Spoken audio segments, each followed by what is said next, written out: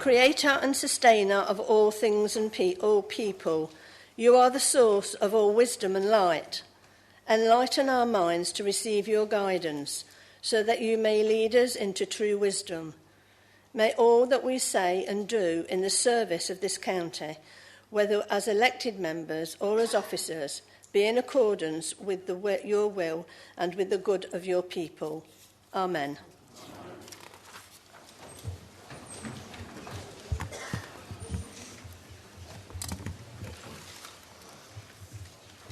In the event of having to evacuate the council chamber, would everyone leave by one of the two rear exits of the chamber? Officers will be on hand to assist any people with disabilities. Mobile phones. May I ask all members who have mobile phones with them to ensure that they are switched off so that they will not disturb the meeting. Item 1, Chairman's announcements. Royal engagement. I am sure that all members like me were delighted to hear the good news of the royal engagement between Prince Harry and Meghan Markle. On behalf of the members and officers of the County Council, I have written offering our congratulations and best wishes to the couple. Ministry of Defence Employee Recognition Scheme. I am pleased to announce that the County Council has received a silver award under the Ministry of Defence Employee Recognition Scheme in national recognition of our commitment to the armed forces. This is the second time that such an award has been made to the County Council. The Poppy Appeal. I'm delighted to inform the Council that the total amount raised by this year's Poppy Appeal amongst Council members and staff was £4,057.13, which I think is an amazing amount. Thank you. And I did help serve on selling the cakes, and it was a wonderful thing to see the council staff get so involved, and it was a pleasure to be with them. Visitors, I welcome to the meeting all visitors and guests and members, and of course anyone who is joining us on the webcam today. Item 2, the minutes of the previous meeting. I move the minutes of the meeting of the Council held on the 27th of September 2017, copies of which have been circulated to the members and taken as read, confirmed and signed. Do I have a seconder? Thank you. Chair, second. Thank you very much. Thank you.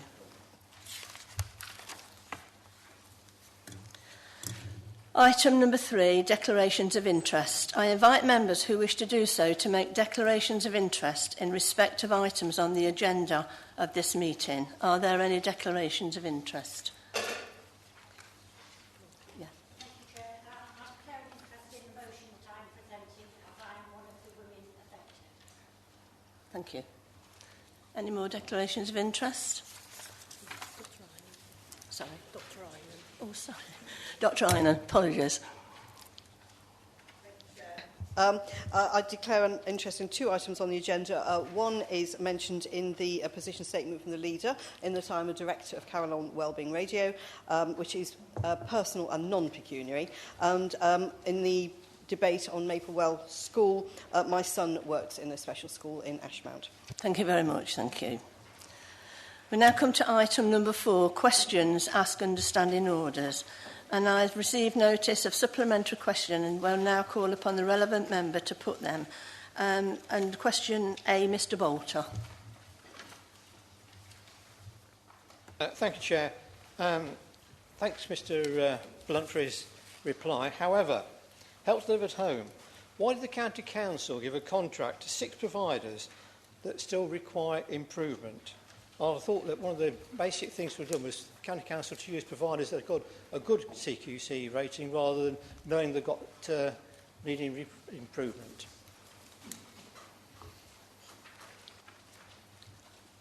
Thank you. Seeking people to help with Live at Home is quite difficult. There are many, many challenges to do with the cost of how much people get paid, a variety of things. We do the very best that we can to find the best services that we can. CQC are the people who regulate it, and we're always working with them and with the providers to improve their service. I think it is unfortunately endemic in the business that we're here. It's not good enough. We'd like everybody to be outstanding. That isn't available in Leicestershire, and sadly it's not available anywhere else in the country.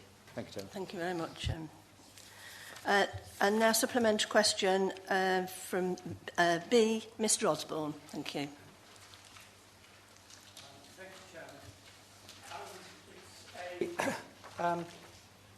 I'm grateful to Mr Auld for his replies.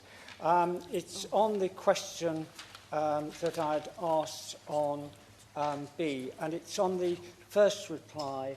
If I could ask Ivan, it's just on the last, or on the penultimate sentence. You say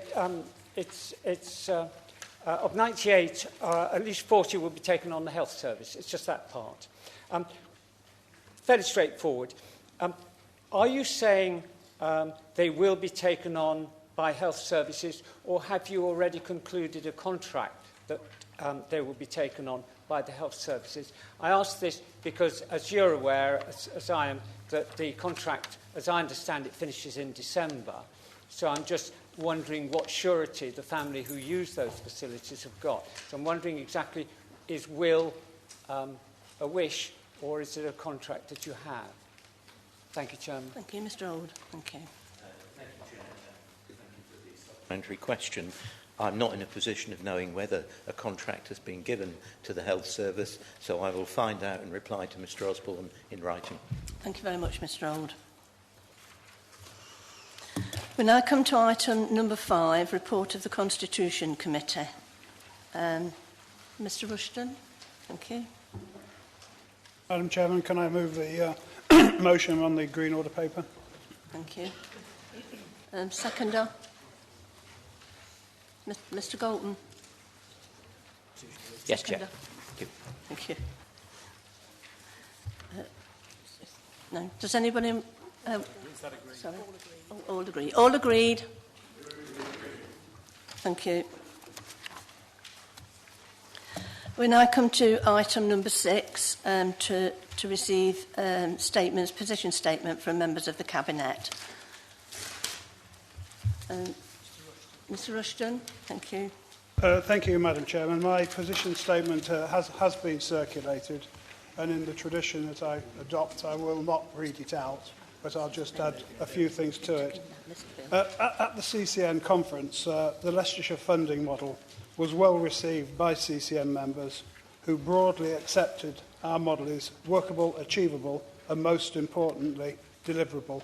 This was backed up by the SIPFA person who was on the stand with myself and Byron, because I chaired the committee in my role as finance spokesman for the CCN, and from the other guy who was from the Association of Local Authority Treasurers or something.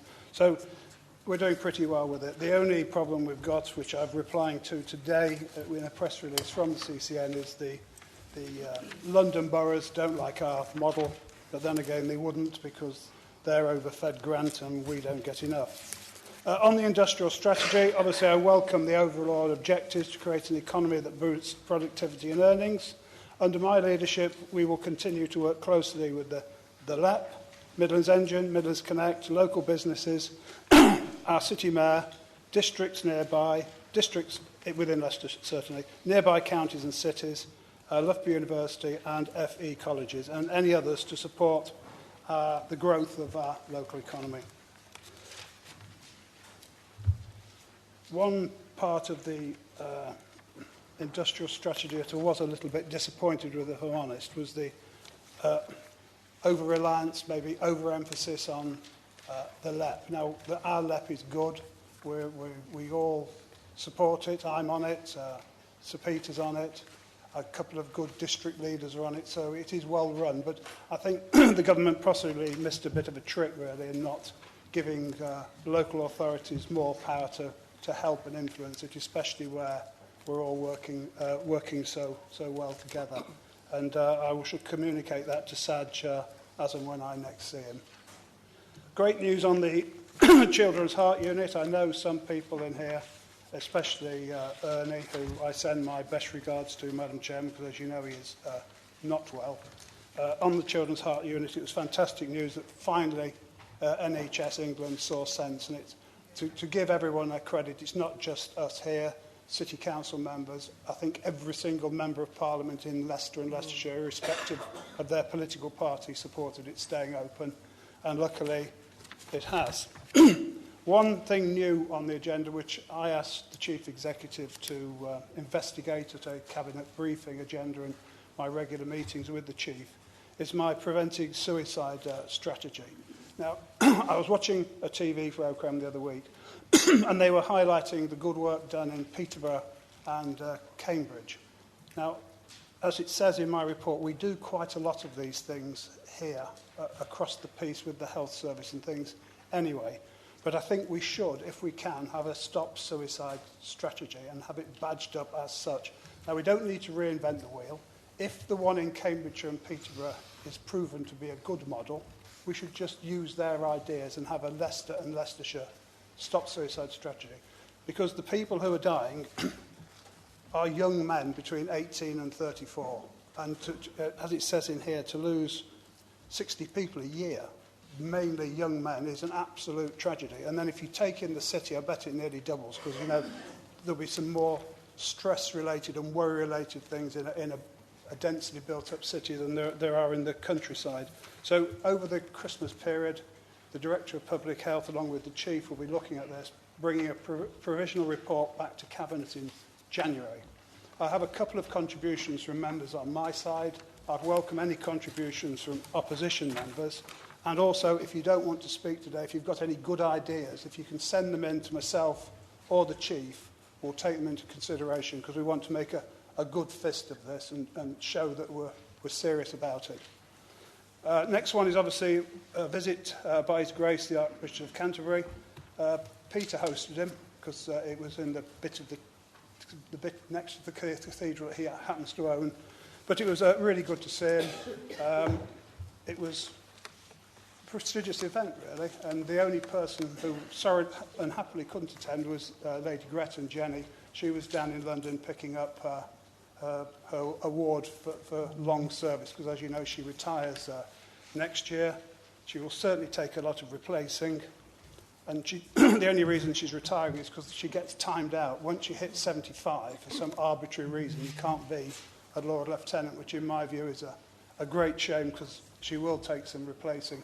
And at the same time, we're losing the Lord Lieutenant of Rutland as well, who's also timed out with being 75. And when you see them both working, which is what they're doing, is working, they're both perfectly fit people. And in my view, it's a shame they've got to go. On the BBC and Leicester Mercury, obviously I know Jonathan Lampon. I've invited him in. He's going to come in the new year. It's good to have good relationships with the BBC. I think his next boss up is also going to come. So that'll be good. I met the new editor of the Leicester Mercury. He's been in. Nice chap. Obviously, Leicester Mercury is struggling with the shift from paper to digital, but he's got some good ideas, and he told us some good things about what he's intending to do. And in my view, it's important that we have good relationships with the Leicester Mercury. And now on Carillion Radio, I know Terry's declared an interest in this, and I thank her for getting me down there to look at it, talk about it. And the Chief has been down at Terry and John, her husband's, invite as well. And we're going to be able to help them out with that, because they're one of the only 5 in the country to have been awarded a new Ofcom licence, which means they can broadcast a bit further. But they need a new mast, and we're going to be able to help Carillion Radio erect the new mast and help them with some advertising strategies and things. And also, my good friend, the leader of North West, is also contributing some money from a little pot they found to make sure that this goes ahead. Because the sort of things it's going to do down there are groundbreaking. You know, it'll help with the public health agenda, it'll help with doctors' surgeries. I know Terry's a very passionate advocate of this, and I'm sure she'll be able to tell you more about what is going on down there. And as it says in here, it's a good example of the Council's community strategy in action, and I hope it acts as an inspiration for other communities across the county. I'll conclude there and try and answer any questions that people have. Thank you, Madam Chairman. Thank you. Mr. Galton. Thank you. Yes, thank you, Chair. Thank the Leader for his statement. I'll just pick up on a couple of things. Keep it short. We've got a lot of issues to debate this afternoon and make decisions on. But I think on the first one, the funding model that we've put forward is clear. We can all understand that. But we've been at this now, for my knowledge, for a couple of years. We've changed our position in saying we're not looking necessarily for money to be taken away from other councils, particularly in London and the South. We want more money put into the pot, as I understand the position. But, you know, as Eric Pickles used to say, show us the money, because that's where we are now. We've got to start seeing some results from this campaign, not just for the county council's future, but for the public's future and the services that we have to provide. And certainly Mr Rhodes, the Deputy Leader, has consistently spoke about the edge of the cliff. And more and more, at every Cabinet meeting now, there is a report to remove a service or cut something. You can just go back through them. There's not one meeting you can find that we're not consulting or making a decision to close something or cut it.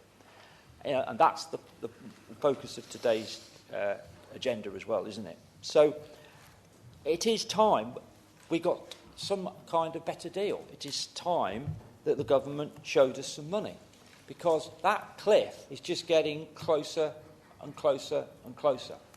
And on Friday you're going to publish next year, or the next 4 years, MTFS. Goodness only knows what's going to be have to go in that in order to balance the budget and find the next level of cuts. So I think, you know, we're either standing on its edge or we're actually more or less gone over. And I think, you know, we've got to stop crying wolf and saying that everything's rosy in the garden. We could talk about that later on the delivery plan. The industrial strategy is clearly to be welcome, but we need to see the detail of this, and we need to see exactly, as the leader said, what input local authorities are going to have, and if they're going to have a key role. But I would just pick up, towards the end of it refers to combined authorities. Now, can the leader tell us where we are with that?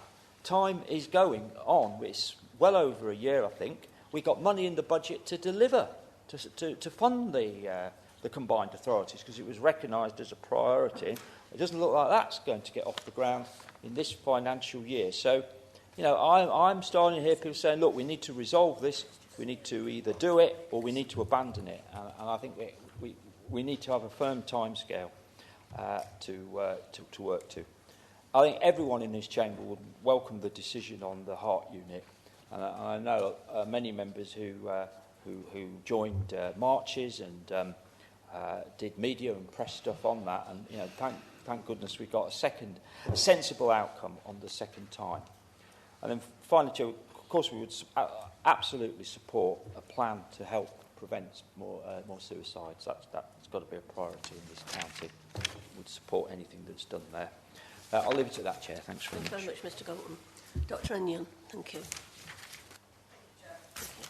And I also thank the leader for his report, and also Councillor Galton for his very useful critique of it, much of which one would have to agree with. When it comes to the Leicestershire finance model, as I've said before, this follows the solid Marxist principle to those who's in greatest need, according to their need. And I would like to thank Chris Tambini for the work that he's put into this. And yes, and I remember sitting next to Councillor Rhodes at the LGA conference chair, where he actually asked for there to be a levelling up, and I think that has to be the case. The industrial strategy, it is good to hear about that. And I was particularly interested in the suggestion that we might be opening old freight lines that's come from Chris Grayling. Naturally, I'm interested in that because of the National Forest line, which I will always mention, as some in this House will know, Chair. Yes, I think it is at time we had a unitary authority. It becomes very difficult to work to build something as challenging as an industrial strategy that even crosses into the West Midlands if we're not joined together here in Leicestershire, and we've still got issues dropping between the district and borough planning departments, the highways department. So yes, I like Councillor Galton, I'd like us to move on with that. The Children's Heart Unit, John Adler has been single-minded in his determination for this, and he must be so relieved, as we all are. that this service has been saved. And I do hope this means we can now get on with doing some things at the other end of the age range in the area of my particular interest, which is, of course, frail older people. I'm very pleased to hear that we're going to be looking at what Peterborough and Cambridgeshire are doing on suicide, and I will be looking into that myself. Very nice, warm comments about Radio Leicester and Leicester Mercury, who, of course, are very good friends to us all here. And thank you, Chair, and thank the leader, particularly for his mention of the Wellbeing Radio project. I'm willing to talk at length to anyone about this. It is designed to use a community facility, the old hospital radios, which are now more or less defunct, to provide a service to this authority, to all the authorities in West Leicestershire and to the NHS, to get our messages out to the community in ways that will help us to save our resources and look after each other better. Thank you, Chair. Thank you very much, Dr. Onion. Mr. Bill, thank you. On the industrial strategy, I think it's fair to say that in the Hinckley area we've played our part in providing employment, and we've done so by creating, supporting huge distributive trades connections. We were the first, I think, to produce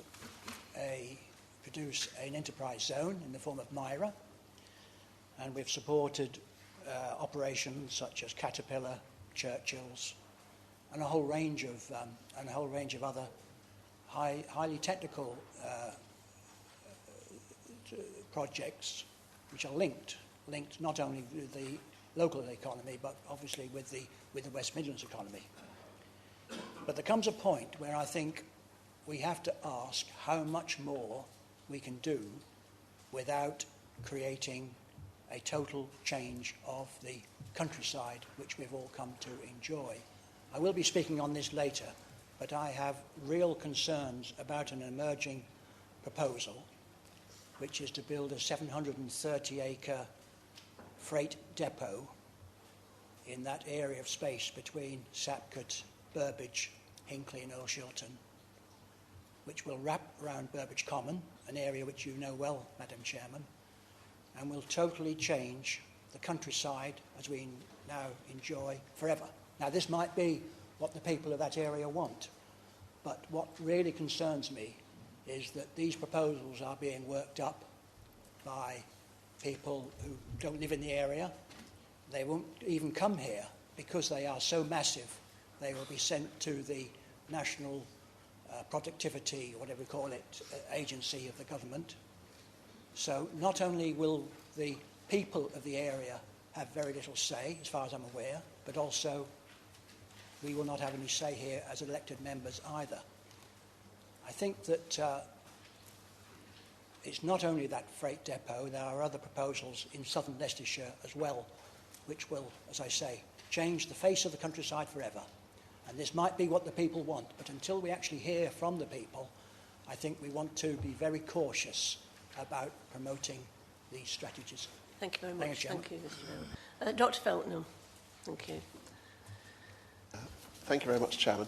I really just want to add my extreme pleasure, really, about the Glenfield Heart Unit. And I know our scrutiny and joint health scrutiny played quite a big part in having discussions with the various bodies from NHS England that appeared. Right when it all began, actually, or this particular latest Farage appeared, I was fortunate to actually have words at the time, actually, with Anna Soubry, which I wouldn't normally say in public. But I did ask her, as a former health minister, where possibly we might be able to point. And she did mention about, I work in Northamptonshire during the week, and she mentioned about the fact that most of their patients, in fact, were sent down to Southampton, believe it or not, for heart treatment. So I did do a bit of nudging there. Won't say I did very much at all, but certainly I think it's important that this has now seems to have come off the main agenda for NHS England, although clearly, as the leader says here, there are a couple of conditions that it's important that the United Hospital Leicester stick to, like another consultant, to take the number of operations up to 500, and obviously they're looking at moving the unit into a purpose-built children's hospital down at the Leicester Royal Infirmary site. again, I think our health scrutiny will be involved in that, just to keep the pressure on to make sure it all happens. But really, really great, important decision that NHS England have made. I mean, this was made, for those of you who remember, last Thursday, so it's quite fresh off the press. But great decision. Thanks. Thank you, Dr. Putnam. Mr. Hunt, thank you. Thank you, Chairman. Just like to say a few words about the industrial strategy. These things are always welcome. And it seems to be that we do suffer slightly because we lack the model that the government currently favours, city mayors and so on. And I very much associate my remarks with those of Simon that says we need to move on or move out of the combined authorities. Now, the thing about these strategies, and the Strategic Economic Plan from LEP is another one of those, is that essentially they are bits of paper or electronic media, and they are plans about plans, essentially. They all contain the word strategic or strategy, but it's what's behind them that's important. In the case of the industrial strategy, we face a number of headwinds on that account, of which we're all aware. The growth projections of the economy are down, vague impact assessments of our future in different industry sectors, and continuing uncertainty about Brexit. So it's what's behind them that's important, and what I wanted to particularly draw attention to in my own neck of the woods is the LUCEP, which is the Loughborough University Science and Enterprise Park. That has had a difficult history. It's been more land than asset. The County Council has put in a big investment, together with other partners, for the new Innovation Centre. And it's essential that we move ahead with that project. And I'm asking the leader to perhaps say a few words about how the industrial strategy might help that. It does affect us not only in employment, but in also the growth of the town in that particular section. Thank you. Thank you very much, Mr. Hunt. Mr. Shea, thank you.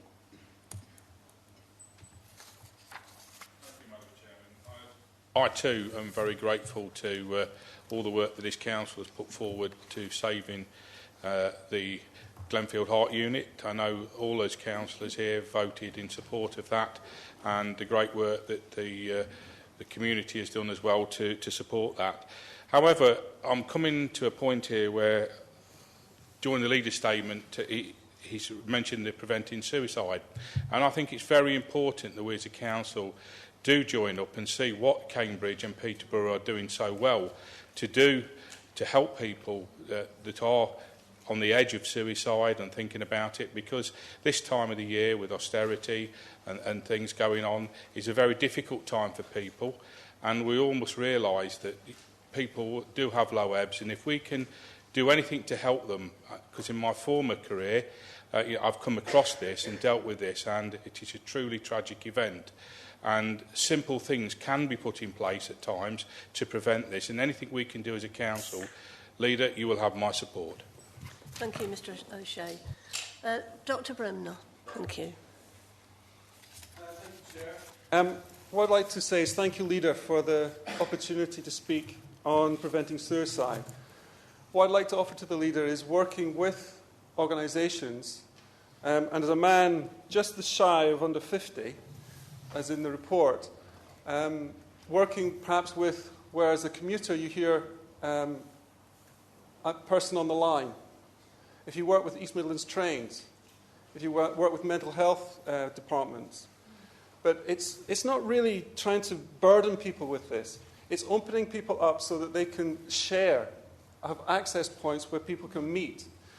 And I want to share, just very briefly, a personal message. It affects everybody. And 3 years ago, a colleague committed suicide, and he was extremely successful. He was extremely intelligent. He was a leader in the field he was working in. He walked into the sea and didn't come out. So it can affect anybody of any social strata. And I think highlighting it, Leader, is a good job, and well done. Thank you very much. Thank you. Mr. Rhodes, thank you. Thank you, Chairman. there's reference made in the leader's report to the Fair Funding campaign, and I'm very pleased that Mr. Galton and Dr. Rynan raised this in their remarks. Unlike perhaps many councils in the country, this is something on which we, of all groups and political persuasions in this council, stand shoulder to shoulder, and I think you would acknowledge that that is the case. The opposition to this tends not to be on a political basis, but on the position of where you fare in the allocation of funding stakes. So some councils in the country are doing rather well, and others are doing very, very poorly. And it doesn't matter whether you're Labour, Conservative or Liberal Democrat, where you fall into this particular hierarchy. I was down at the Resources Board on Monday of the LGA, and I encountered some of this opposition there. But I also got support from quite surprising places when I looked across the table and different people were coming forward and other people were opposing me. So the battle goes on. We are beginning to get somewhere and get into the heart of government in persuading people, in spite of the fact that the LGA is less than enthusiastic about helping us. The CCNing Conference, County Councils Network, component part of the LGA, is actually very enthusiastically on our side, and actually, as near as anything, has come to announcing that the Leicestershire model we've put forward actually is a solution. And no less a personage than the Chief Executive of CIPFA, Chartered Institute of Public Finances Accounting, has actually announced in public that our model would work. So that is a real endorsement, and the President of ALOTS has acknowledged that it will too. Those of you who are keen readers of financial reports, probably all of us, might like to access the Surrey County Council website, our old friends. And if you do that and look at their cabinet reports and look for the one on the 31st of October, fairly recently, and it's item 9. It's a report from Sheila Little, the Director of Finance, and it identifies a very gloomy situation down in Surrey. You remember they're £100 million better funded than we are. They've got a budget this year which is going to overspend by 18 million. 18 million. And they have an enormous amount to save in it. They've only got £20 million left in their reserves. Let's not be like Surrey. Thank you, Mr. Rhodes. Mr. Poland, thank you. Thank you, Chair. I just wanted to join other members in welcoming the leader's emphasis on suicide prevention. Sadly, I've known 2 people that felt so low that they ended up taking their own lives in relatively recent years. A friend of mine and another friend's stepdad. I've seen the effect that has, as the leader says in his report, on the family, not just a close family, but the friends and the wider community, as those people ask themselves, is there anything I could have done to see this coming? Is there anything I could have done to help prevent that? And the reality is, the effect it has on all of the people, especially when it's such young people. One friend, one of the people was only in his early 20s, and he ended up in front of a train a couple of years ago. So anything we can do to help prevent those sorts of tragedies, to make sure that people don't feel so alone, that they feel they've got other options available to them other than taking their own lives, is absolutely welcomed. And I, like Dr. Bremner, you've got my full support. Thank you. Thank you very much. Thank you. And Mrs. Fryer, thank you. Thank you very much. I too would like to just mention a couple of things about the suicide. Everybody, it's a cross-party thing. We all realise the devastation that's caused by people who do find the only way they can get out of something is to actually take their own life. I'm not sure whether the rest of the colleagues here are aware of the suicide awareness partnership training that is arranged by the Rural Communities Council. This has half-day suicide awareness sessions, and it also does a shorter session of maybe a couple of hours of suicide and self-harm awareness presentations. These are for training to public, private and voluntary sector organisations, as well as individuals across Leicester, Leicestershire and Rutland. I have attended one of these training sessions. This started back in about May 2015, and I attended one of the shorter trainings, and it was the most useful thing, and we had people from everywhere. We had from the fire brigade, we had from education, from carers, from social workers, to anybody that was involved with people. So I would really recommend it. I have got a couple of pieces of information here that, with your permission, I will pass back to the leader.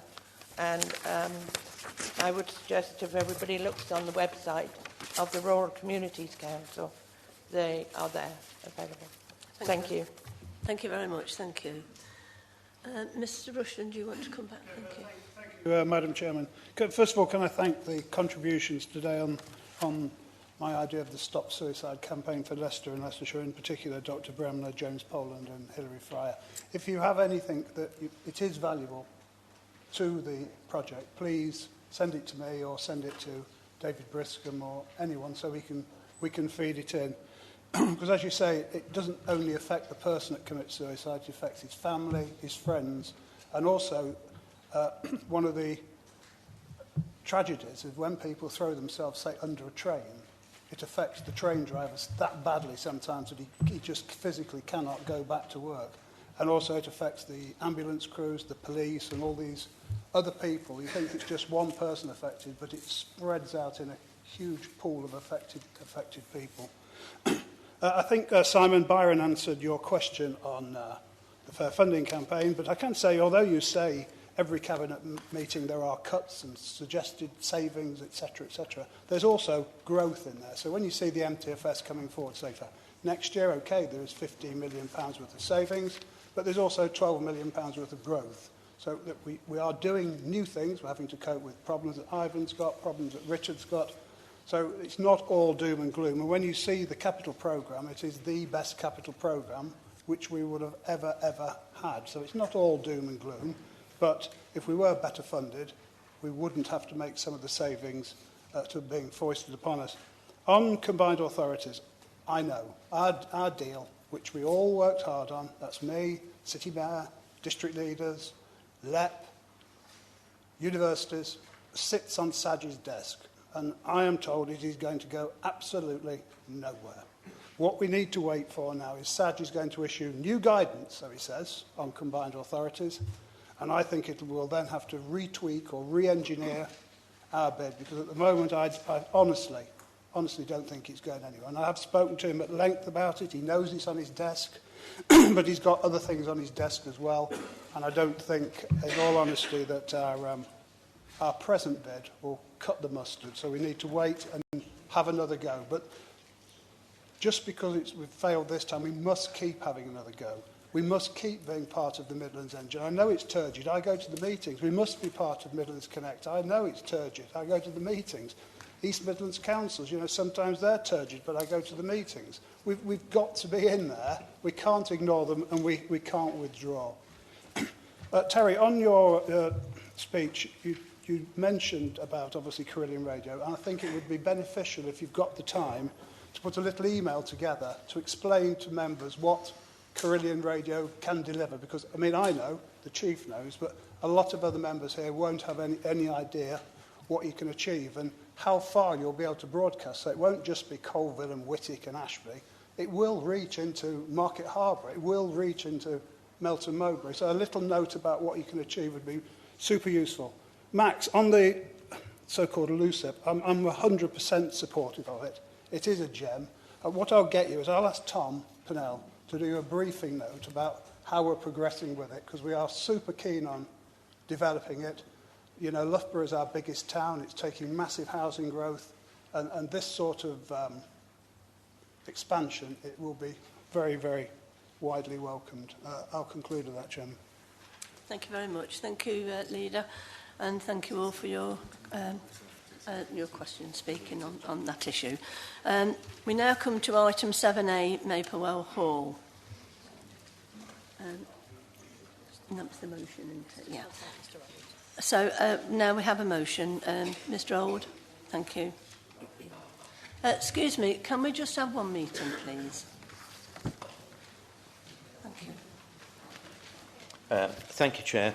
In moving the motion on the Green Order paper, which is asking members present to note the receipt of a petition containing 11,500 signatures opposing the proposed closure of the residential facility at Maplewell Hall School, noting the decision of Cabinet to proceed with the publication of a statutory notice in early January, noting that there will be a 4-week representation period during which further comment on the proposals can be made, and notes that the Cabinet will receive a further report on the 9th of March 2018 after the representation period to enable a final decision to be taken.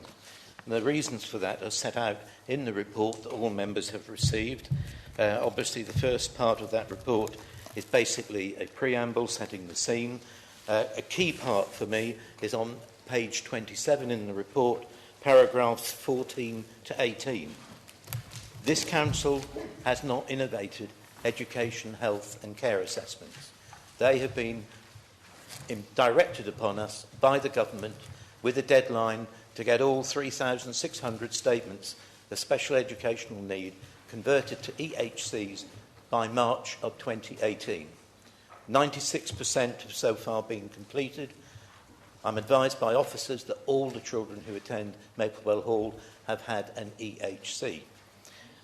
That EHC determines the type of educational provision. And unfortunately, on what is a very controversial subject, no child attending Maplewell Hall has an EHC that requires residential education.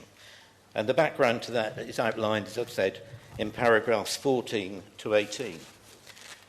Linked to that is the fact that wiring money from one block to another is becoming more difficult. This year, for the forthcoming financial year, the Education Funding and Skills Agency, which we have no influence over, has decided to tighten up the rules of environment. So that when you look at the financial position of the high needs block, last year it overspent by in excess of 2 million. At School Forum, I think it's fair to say there was general dismay at the fact that the contingency funding had to be used to cover that. This year it's already overspending by £1 million. And because of the more difficult situation in terms of wiring money, where you've got desirable but not actually required provision, you have to look again at the reasons for continuing with that. I'm under no illusions about how difficult this is. I'm an ex-head twice over of schools for children with moderate learning difficulties with associated problems. I've spent in a previous life 11 years working in state-funded residential schools. I know exactly what a 24-hour environment can provide. But we now live in an age where the Education, Health and Care Assessment Plan determines the type of provision that is needed. And at this point in time, none of the children who attend the school have that requirement. That is the fundamental reason for bringing the motion before Cabinet and for taking the actions that we have done. Consultation is set out in here, as are the concerns from people who've written in, 352, people who've contacted me, and at the request of one parent who thought that maybe all the other schools in the county could and would provide the £293,000. On Monday afternoon this week at the Schools Forum, I asked the heads and governors present if they would consider doing that, and there was complete silence. And so after about 25 seconds, I had to say, I take it then that none of you are prepared to have your budgets top-sliced to enable this to continue. And while nobody said yes, equally nobody said no, so it was left on the table. Every school that I'm aware of at the moment wants the largest amount of money they can get because they all feel under budgetary pressure. You've got the summary of the consultation. You've got the reasons for the proposed closure set out in paragraph 42 and 43. I'm happy to rest my case there, Chair. I think it's a very comprehensive report that members have got. Thank you. Thank you very much. Have a seconder, please. Yeah. The proposal, and would like to reserve my remarks. Thank you very much. Thank you. Mr. Osborne. And Mr. Charles. Thank you, Chairman.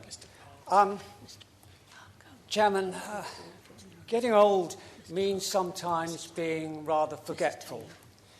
In my case, when I spoke to Cabinet, I left my glasses in my car. Perhaps I should have gone to Specsavers. And perhaps my comments to Cabinet would have been phrased perhaps slightly more elegantly, but would still have been said. You know, Chairman, leadership requires facing difficult dilemmas. Good leadership is about listening, being open-minded, especially to challenge. I welcome the leader saying that we'll have open discussions before any final recommendation comes from Cabinet. That then leaves more time for decisions to be based properly based on facts, analysis and impact. And I will listen to fresh thoughts and fresh options. But I have to say to you, Chairman, and I speak in sadness rather than in anger, in all conscience, I cannot agree with this recommendation. I am, though, willing to allow due process and more time to take place. I will, therefore, on this issue at this time, abstain. Thank you, Mr. Osborne. Mr. Charlesworth, thank you. Thank you, Chair. I understand the frustration of campaigners at Maplewell. I also understand the frustration of members from all the parties, because that was apparent through all the meetings at Cabinet, the Commission, the scrutiny committees and other bodies. This whole process, although I wasn't directly involved, you can get the feeling that more information was constantly asked for but not given, financial and otherwise. I find that disappointing. If we as members or as Cabinet are going to make these difficult decisions, surely any information requested by members should be provided. That gives us informed decisions with evidence. I really don't believe that the process proposed in the motion is going to make any difference whatsoever to the outcome. I think we'll reach the stage where Cabinet, when they meet in January or whenever it is, the decision is going to be what they made previously. Thank you, Mr. Charlesworth. Mr. Parton, thank you.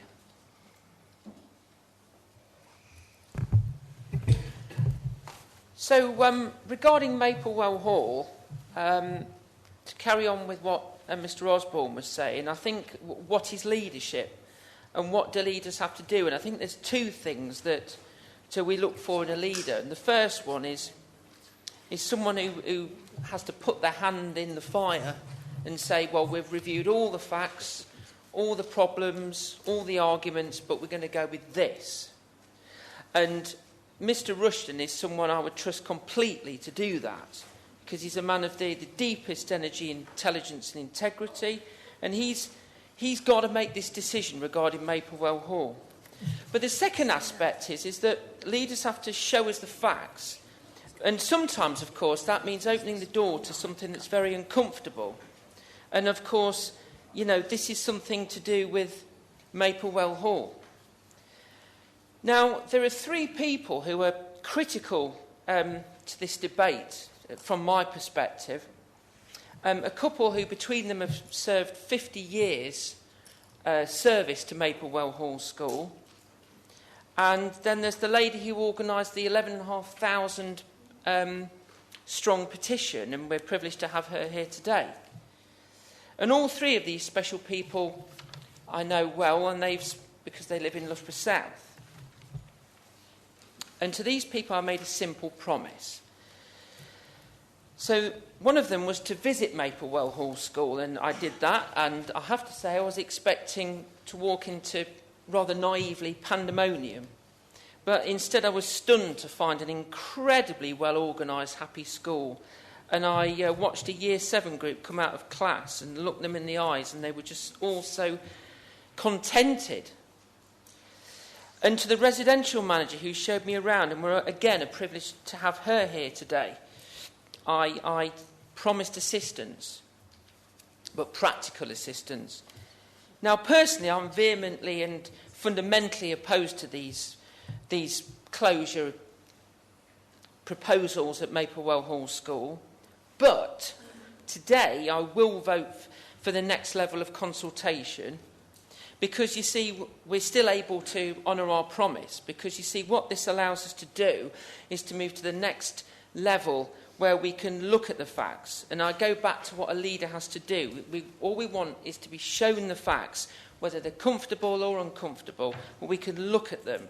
And we can all use this time really carefully to examine the facts. We can say, well, OK, then, where would we raise this £293,000? Why don't we have a deep investigation into the whole SEND budget?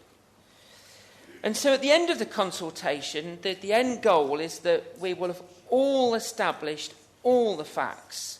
And at that point, we will have been able to have promised the 3 special residents I've got in Loughborough South, the residential manager, and all the parents of children there, that we will have done everything we possibly could to have investigated this.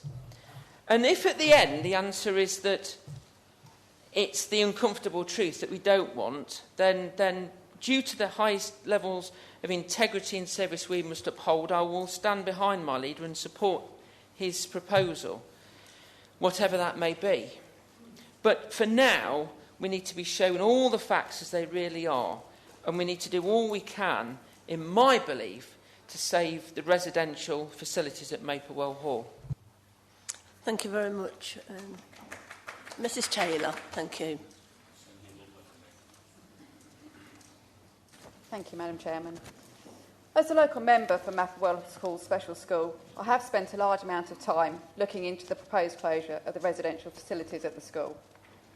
The petition presented to us today is a very clear message from the public that this is the wrong way forward, and we need to listen to our residents and not ignore their responses. I have visited the school and spent time looking at the facilities and speaking to staff to understand further the outstanding work this school does for our special children. I will be going back for a second visit on the 15th of December, along with Edward Argar MP and Nicky Morgan MP, who are both against this proposed closure. I would urge members of the Cabinet to also visit the school before they make any decision next year. I've spoken on this matter at the Children's and Family Scrutiny meeting and at Cabinet meeting to get my important points across and support the families who will be affected by this proposed closure. I will not go over all the points I've already said in public, as most members here will know my views and how important it is that this closure does not go ahead. I was fortunate to visit the Glenfield and Mental Project on Station Road, Glenfield last week, along with 2 other members of this council. These 2 projects offer a residential short break service for children and young people aged between 6 and 18 years old who have severe learning difficulties, challenging behaviours, communication difficulties and complex health needs. Following the tour of the facilities there and our conversation with the manager, it became clear that without this support, most of the children attending this service would be in residential homes, costing a huge amount of money. This got me thinking about Maplewell Hall and their residential experience.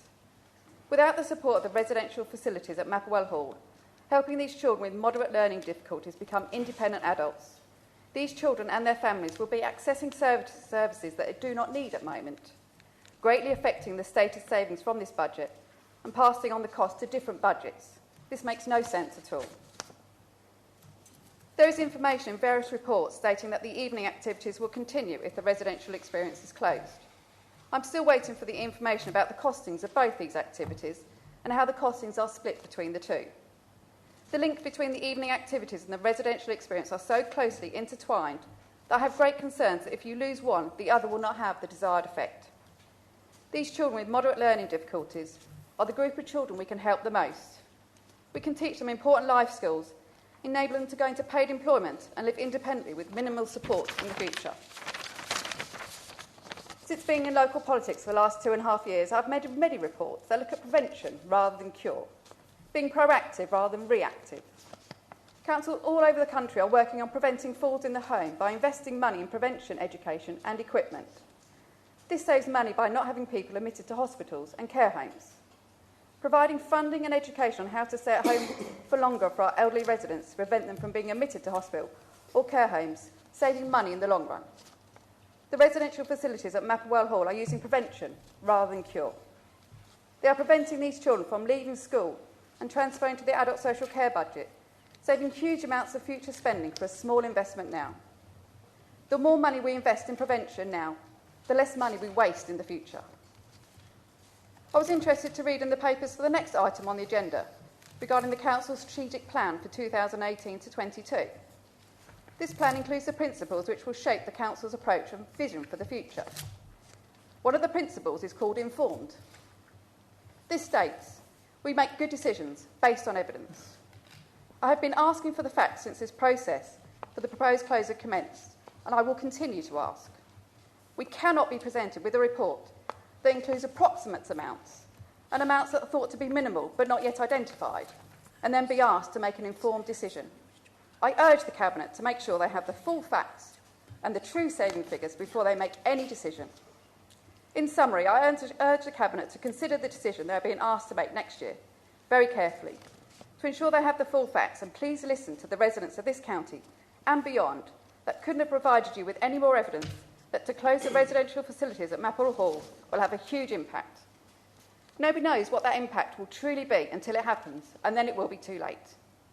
As we recently seen with the Glenfield Heart Hospital, you can change your minds and earn greater respect. The decision on Glenfield Heart Hospital was changed following the wave of public opposition and based on true facts. Please make sure you do the same for Mapplewell Hall Special School and our special needs children. They cannot speak for themselves, but I can on their behalf. Thank you, Mrs Taylor. Mr Pendleton. Thank you. Thank you, Madam Chairman. This is obviously quite an emotive subject, and looking after the weakest in our society always is a difficult charge, but we're charged to do just that. And we're charged to be scrupulously fair. In search of that fairness, and as Byron's assistant, he dispatched me to Mapplewell Hall. And, do you know, I found it to be an absolute impressive gem.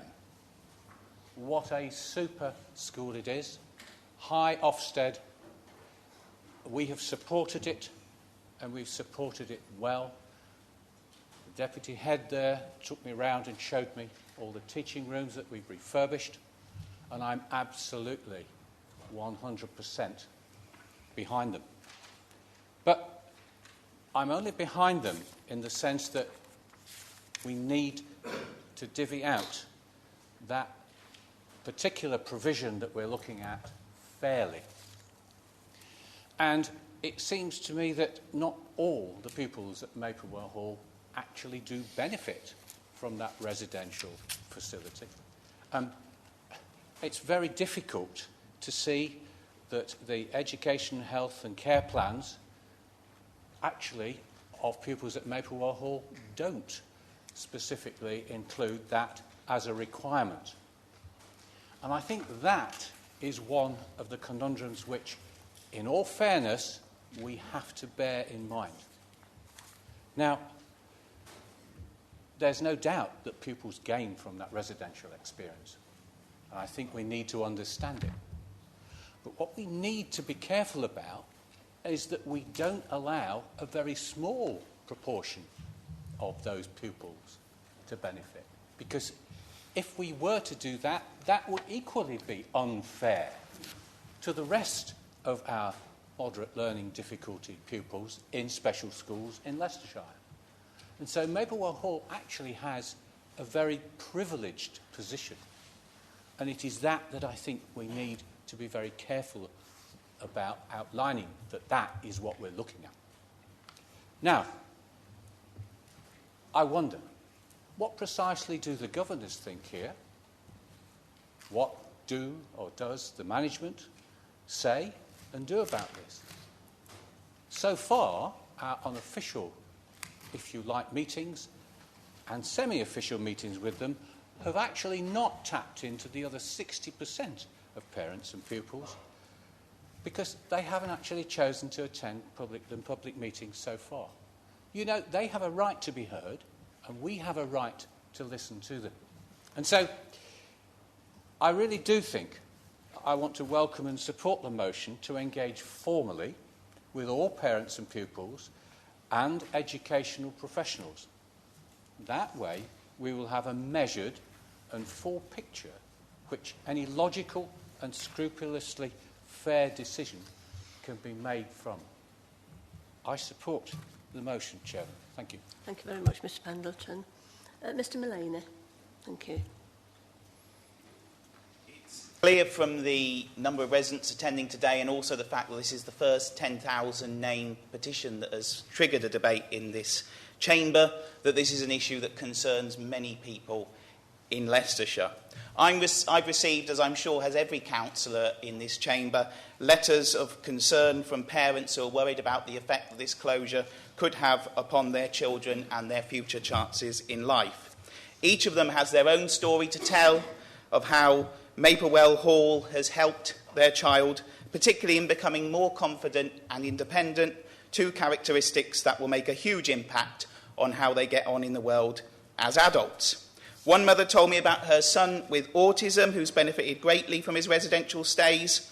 As with many of the students, he found it difficult to relate to other people in his area. It was through the residential stays that he has gained newfound confidence and social skills and can even start conversations, and has picked up life skills that will ensure independence later in life and the quality of life that brings. Another mother shared her story about her daughter, whose complex needs include autism, ADHD, and a history of anorexia and self-harm.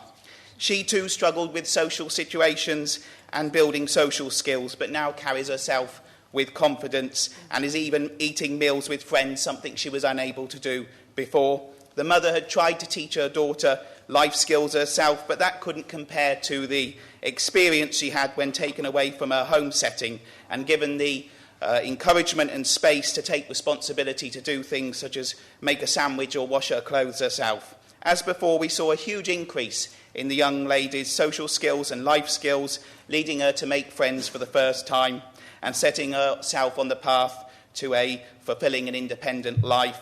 The mother's now hopeful she could even live independently and even start a family, possibilities that she once feared wouldn't be possible.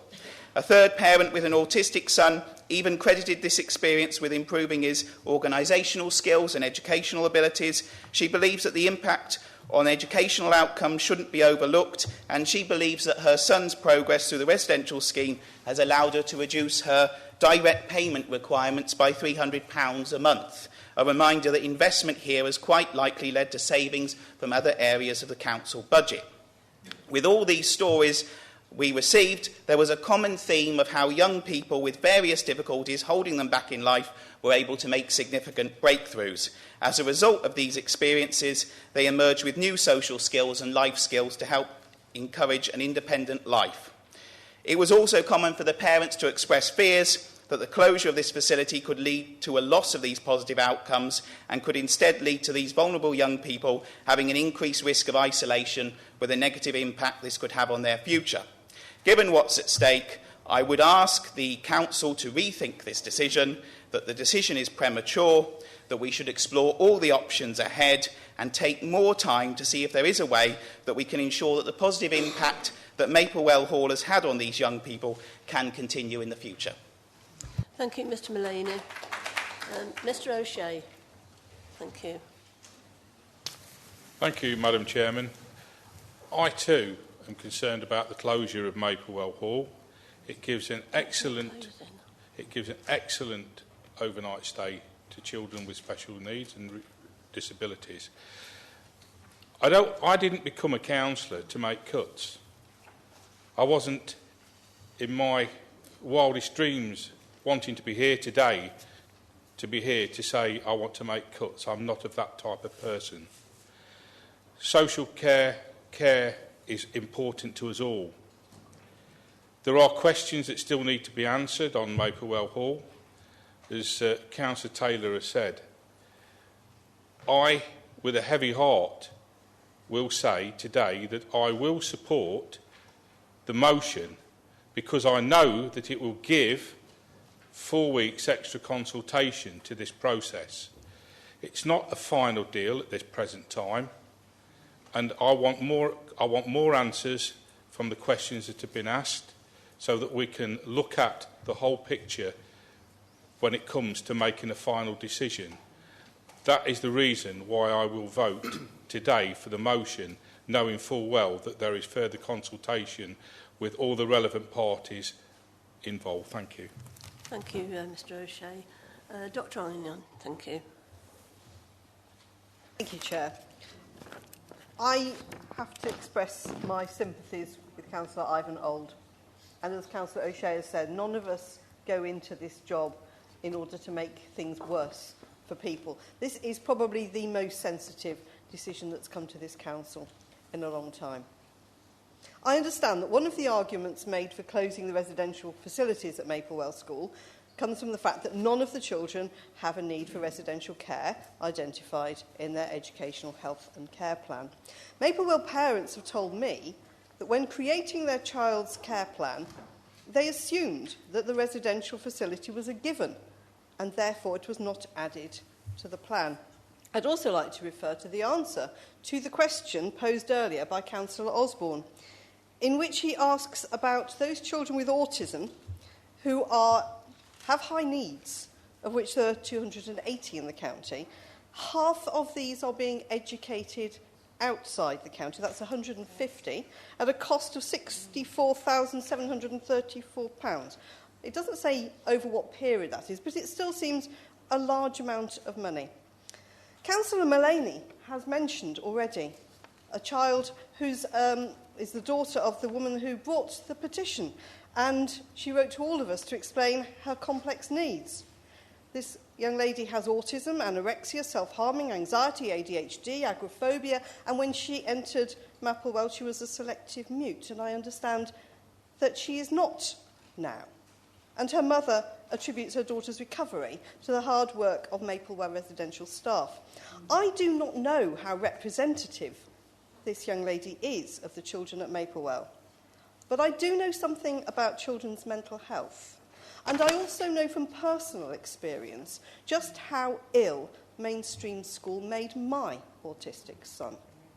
A decade ago, there was no specialist facility for autistic children. He had to be placed out of county at great expense to meet his needs. This story of this young lady does, for me, raise a concern that Maplewell is not providing respite care.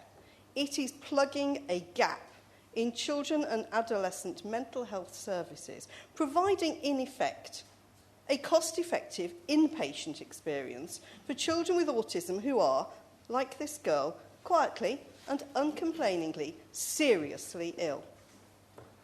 This government has raised the issue of childhood mental illness again, recognising that early intervention pays dividends long term. Meanwhile, we can continue with silo working, with gaps that children fall between, whether it's education, social care or health. And so far, despite the warm words and the decades that have gone on since they first mentioned improving psychological treatment for young people, they haven't offered any additional funding. So, I think as councillors, we need to be absolutely sure that this proposed closure is not a false economy. We need to be sure that all the opportunities for retaining this provision and using it effectively to reduce the cost of our high needs, special needs children, these need to be explored. I am not convinced that 4 weeks will be long enough. Thank you, Chair. Thank you, Dr. Onion. Mr. Bedford, thank you. Thank you, Chair. Like many of the speakers before me, nobody goes into politics to make life difficult for other people. Nobody goes into politics to cut or reduce services. But unfortunately, as the Deputy Leader alluded to earlier, we were in a very difficult situation financially in terms of our medium-term forecasts on, and particularly the strain on our budget due to increased need. Now, I don't approach this as an accountant, as a bean counter. I approach this as someone who has a younger brother who has severe mental and physical disabilities, who grew up and used a specialist school for his education. So I see very much firsthand a lot of the benefits that facilities such as that at Maplewell do provide children with specialist educational needs. However, as councillors, we have to be accountable to all the people of Leicestershire in terms of how we allocate resource, how we ensure that all of our resources are focused on those in the most need. And as Ozzy alluded to earlier, the motion put before us today, which enables a further 4 weeks of representation from parents, from interested parties, from those that are going to be affected by this, will enable the Cabinet to answer a lot of those questions I know that Deborah raised earlier around some of the questions around the assumptions in the savings that would be made from this measure.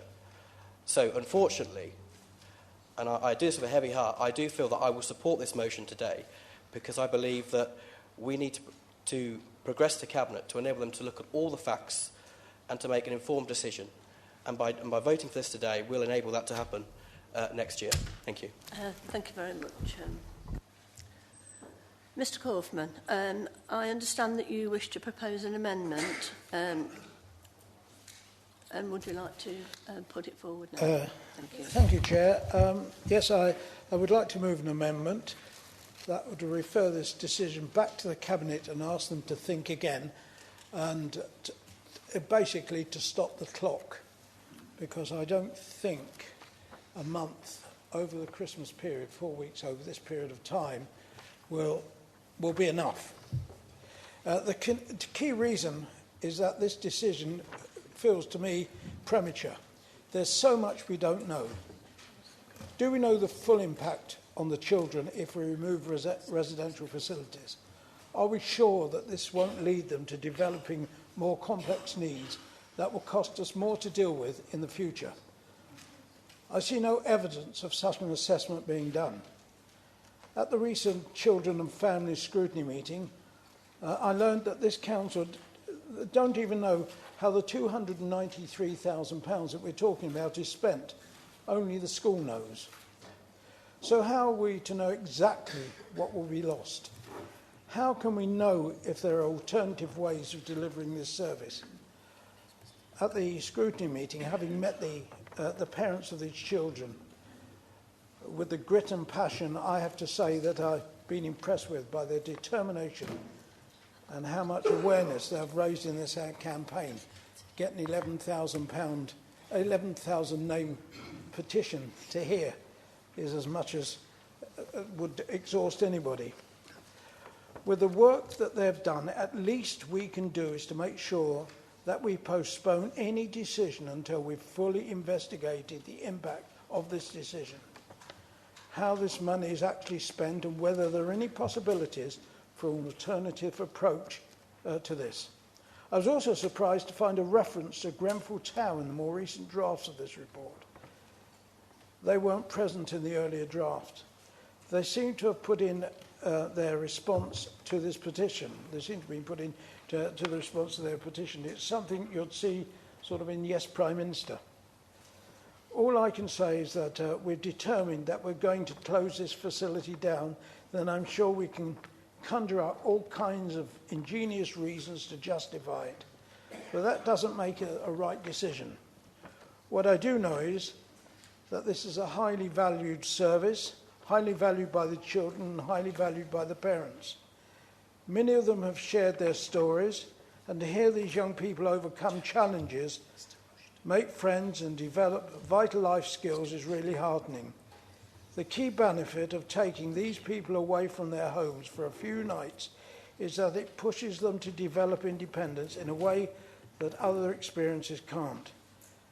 Their residential experiences set them up for a life of independence and self-sufficiency that they might not otherwise enjoy. So I'm really concerned over what closure could do to affect their life chances.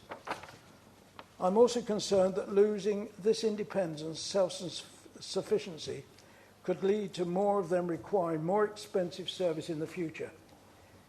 This isn't really a saving, it's just robbing Peter to pay Paul.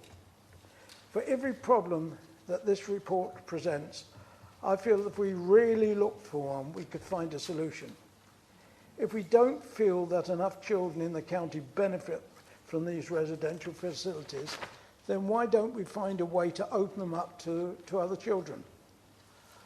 Are there other ways to save money by finding ways to reduce the cost of the service, or perhaps raising funding from elsewhere?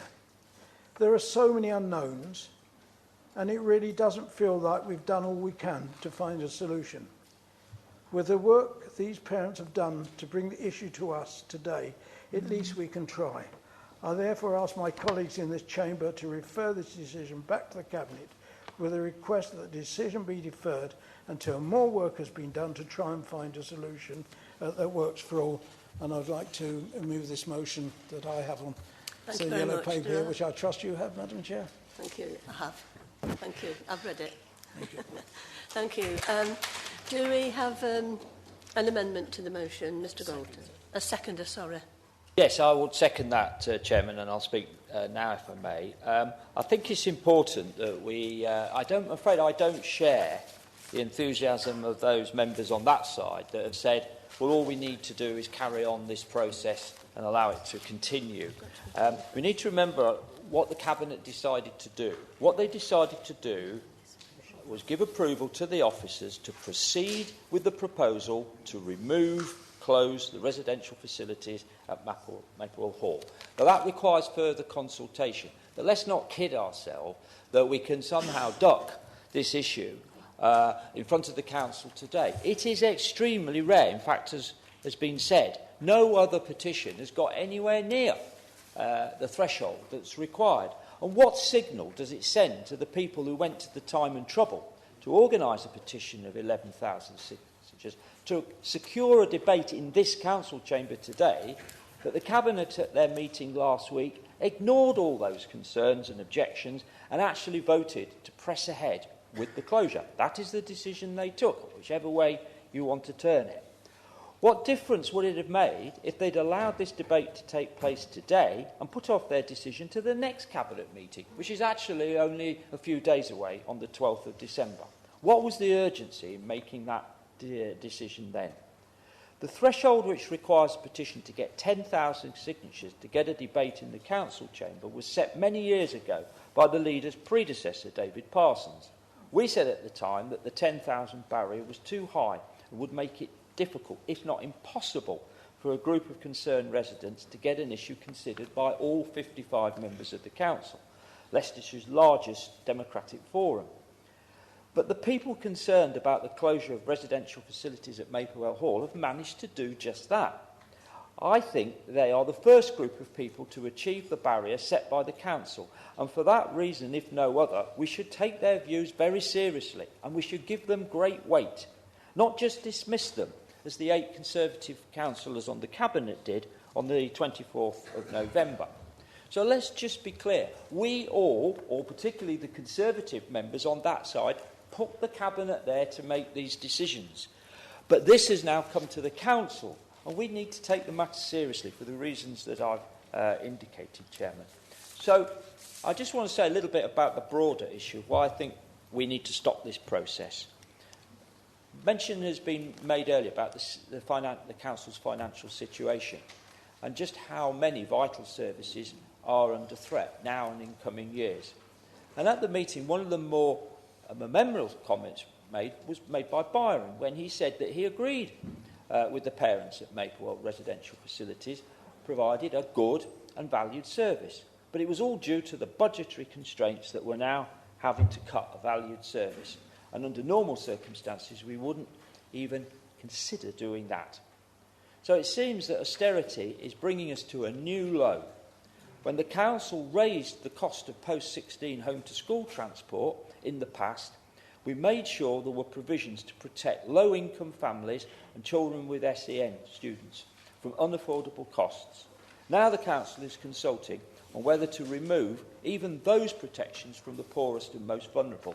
So this is just another example of the trend we're on. Now, the budget for the high needs block, I think I'm right in saying, is £60 million. Mr Olds told us it's overspending. We know it's been overspending. But you have to ask whether the decision to close these facilities and save, what is it, 290, what impact is that actually going to have on that 60 million and that overspend? Is it worth doing when, as Mr Kaufman has indicated, we don't actually know fully what the knock-on costs are going to be in terms of additional need for different and new services? So we have a choice. The council has a choice. We can either say to the Cabinet, we think you've got this wrong and you need to go back and you need to stop the clock and not move to the short statutory notice period for closure, because I'm afraid I have to say I think the outcome of that will be the same. We can either say, oh, we're going to duck that issue as a council and not have a view on this petition that's in front of us, or, as I say, we can just leave it to the Cabinet. And I think that the council needs to stand up and make that choice very clearly, and that's why I support the amendment, Chair. Thank you. Thank you very much, Mr Bolton. Mr Sheenan, thank you. Yes, Chairman, briefly, we shall be supporting the amendment. There are highly developed arguments here on both sides, but the paucity of financial information is serving to polarise the debate rather than resolve it.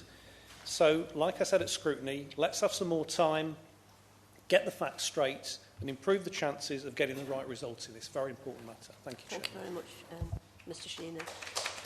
Mr Rushton, thank you. Chairman, as Leader of the Council, there is no doubt this is a particularly difficult decision, and although it's not, in the great scheme of things, the most important financial decision we've ever made, it is certainly the most emotional decision that we've ever made. No one can seek to belittle a petition of 11,500 people, and I congratulate the school for getting a petition of that size. It is a size of a magnitude which we have never, ever experienced before and needs to be taken seriously. We have so far done normal consultation. The next stage of the consultation is the statutory consultation, where we have to serve the statutory notice. This will be served in early January. There will follow 4 weeks of statutory consultation, and I urge all the passionate speakers here who've spoken, particularly on my side, and particularly Deborah, who is the local member, to feed any point she's got into the consultation. If you don't feel they're being taken seriously, Deborah, send them to me and I will ensure that they are taken seriously. But I do think that we do have to proceed on the basis of the Cabinet recommendations, and I will be urging my side to oppose the amendment and proceed to the statutory consultation 4 weeks, starting whenever the statutory notice is served in January, to enable an informed report to come to Cabinet on March the 9th. Thank you very much, Mr Rushton. Mr Poland, thank you. Thank you, Chair. Like Councillor O'Shea and Councillor Bedford, I didn't come into this authority in order to make cuts. That's not what motivates me. I want to help people. I would like to invest money if we can. The reality is, though, that we're all aware of the financial situation that is affecting this authority. This is an incredibly difficult decision. It's not one, honestly, that sits comfortably with me. It's something that I've spent a lot of time thinking deeply about. And the reality is, as I said, this is not something that sits comfortably with me. However, the reality is that we have the financial situation we have. Hopefully we'll be successful in getting the fairer funding formula through it within the next few years. If we are, we may see a change in the financial situation, but we have to be responsible and we have to deal with this financial situation in which we find ourselves today. Okay? And the reality is that this is a difficult decision, and we are going to face more difficult decisions, increasingly deep financial difficult decisions going forward. Okay? And if we don't take those decisions, right, the reality is, the stark reality is, this council will run out of money. And if that happens, all of these services go. This authority ceases to exist. Okay? We will stop. That's the reality. And that's what grapples me. If we, on the one hand, I don't want to make... I don't want to see the residential facility go. But what happens if we adopt these decisions? This is the thing that's grappling with me. And the reality is that if we run out of money, we don't have services. And that, for me, is a deep consideration. Thank you. Thank you, Chair. Thank you very much. Thank you.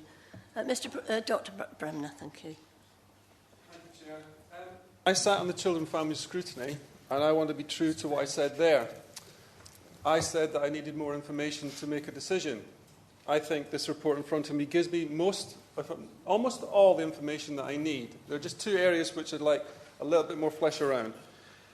It may be my inexperience as a county councillor, but I would like more detail on how the assessment of the EHCP is delivered and managed. And I would like to know from the school that the budget that they are provided with has not been fully spent on the residential provision. Therefore, what is the true cost of the residential provision? Thank you, Chair. Thank you very much, Dr. Bremner. Mr. Mayor, thank you. Thank you, Madam Chair. 8 years ago, nearly 9 years ago, I was a newly elected councillor at this chamber, 2009, 2010. A proposal came to close my local high school in my patch. And I can understand how Councillor Taylor's feeling. You know, I was outraged. I didn't want it to be closed, and I was passionate about it. And I fought it. And successful we were. We were in keeping the school open. And the provision to close it was that we would move all the children to other schools in the area, and the carrot was that 11 to 16 education would be provided in the Loughborough area. But we found a different way. The school survived, and we found a different way. And that school is thriving now, and it's doing really well. But the point is that we've got to fight for this school now. We've got to fight for this residential provision. Once the statutory notice is served, it's a slippery slope, and it's harder to pull back. And I think a lot of councillors stand up and said they're feeling uncomfortable and feeling emotive. Yes, I wouldn't want to be in Councillor Rushton's shoes. He's got to make the difficult decisions. But so do we. We have 55 councillors, and 11,500 people have put this petition in front of us, and now we're debating it. You've got to put the politics aside, because if you decide to go to the statutory notice, it's going to be hard to pull back from this decision. And I can guarantee you, Madam Chair, that school provision will close. So you've got to make that decision now, today in that chamber. And the Liberal Democrats are right, and the Labour group are right. We've got to fight it now, and you've got to make that choice now. You can't make that choice in 4 weeks' time or 6 weeks' time after the consultations happen, because officers will come back and they'll tell you the same things that are happening now. We will find different ways to make that saving in our budget. Our budget's millions and hundreds of millions of pounds, but those provisions for those children will not exist in Leicestershire, and I think we can't let it go, and I think we've got to fight now, and that's why I'm supporting this motion. Thank you very much, Mr. Mayor. Mr. Gray. Thank you. Yes, thank you, Chairman. I rise to support the amendment moved by my colleagues here. I'm going to keep it brief. I'm not going to repeat the arguments about the value of the school. I've had them in my county councillor's post bag, as everybody else has, and the points have been well made by members, including the local member.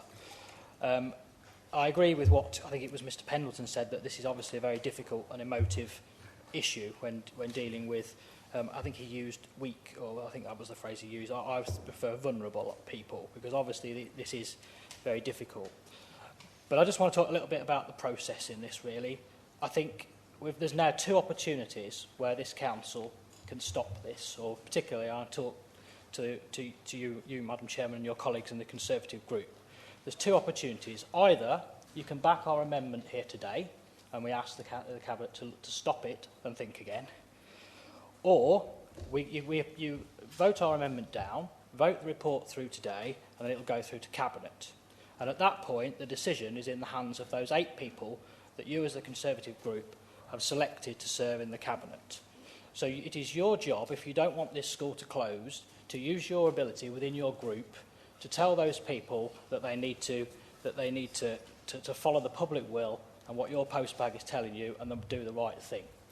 And I say to the 11,000 people out there and all the other people that it is your duty now, if our amendment is lost, which I suspect it will be, then you need to use your ability to lobby those councillors to make sure that they do what they're here. Because we are here to represent the public out there, and the public are telling us very clearly what the message should be.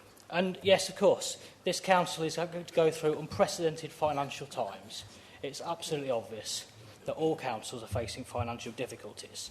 But here's the fact, Madam Chairman. We still send out Leicestershire Matters. We still provide civic limousines or Jags or whatever they are.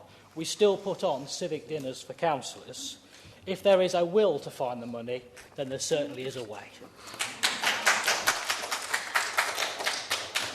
Thank you, Mr Bray. Mr Shepherd. Thank you. Thank you, Madam Chairman. There have been some, in my view, extremely impressive and thoughtful and deeply felt contributions this afternoon. I congratulate all those who have made them. There have been 1 or 2 errors of fact. I think one member referred to a consultation over the Christmas period. That's inaccurate. And Mr Bray, I think, referred to the school being closed. That's also inaccurate. I'd particularly like to comment on James Poland's contribution, because I thought James articulated excellently the dilemma that many members find themselves in. An extremely painful and unpleasant prospect of a decision being made, but at the same time the reality that James described to us of what putting off unpleasant, difficult decisions can actually lead to in the long run. And as councillors for the county, we clearly have a duty to all of the county. A duty to fulfil in the light of unpleasant, difficult circumstances.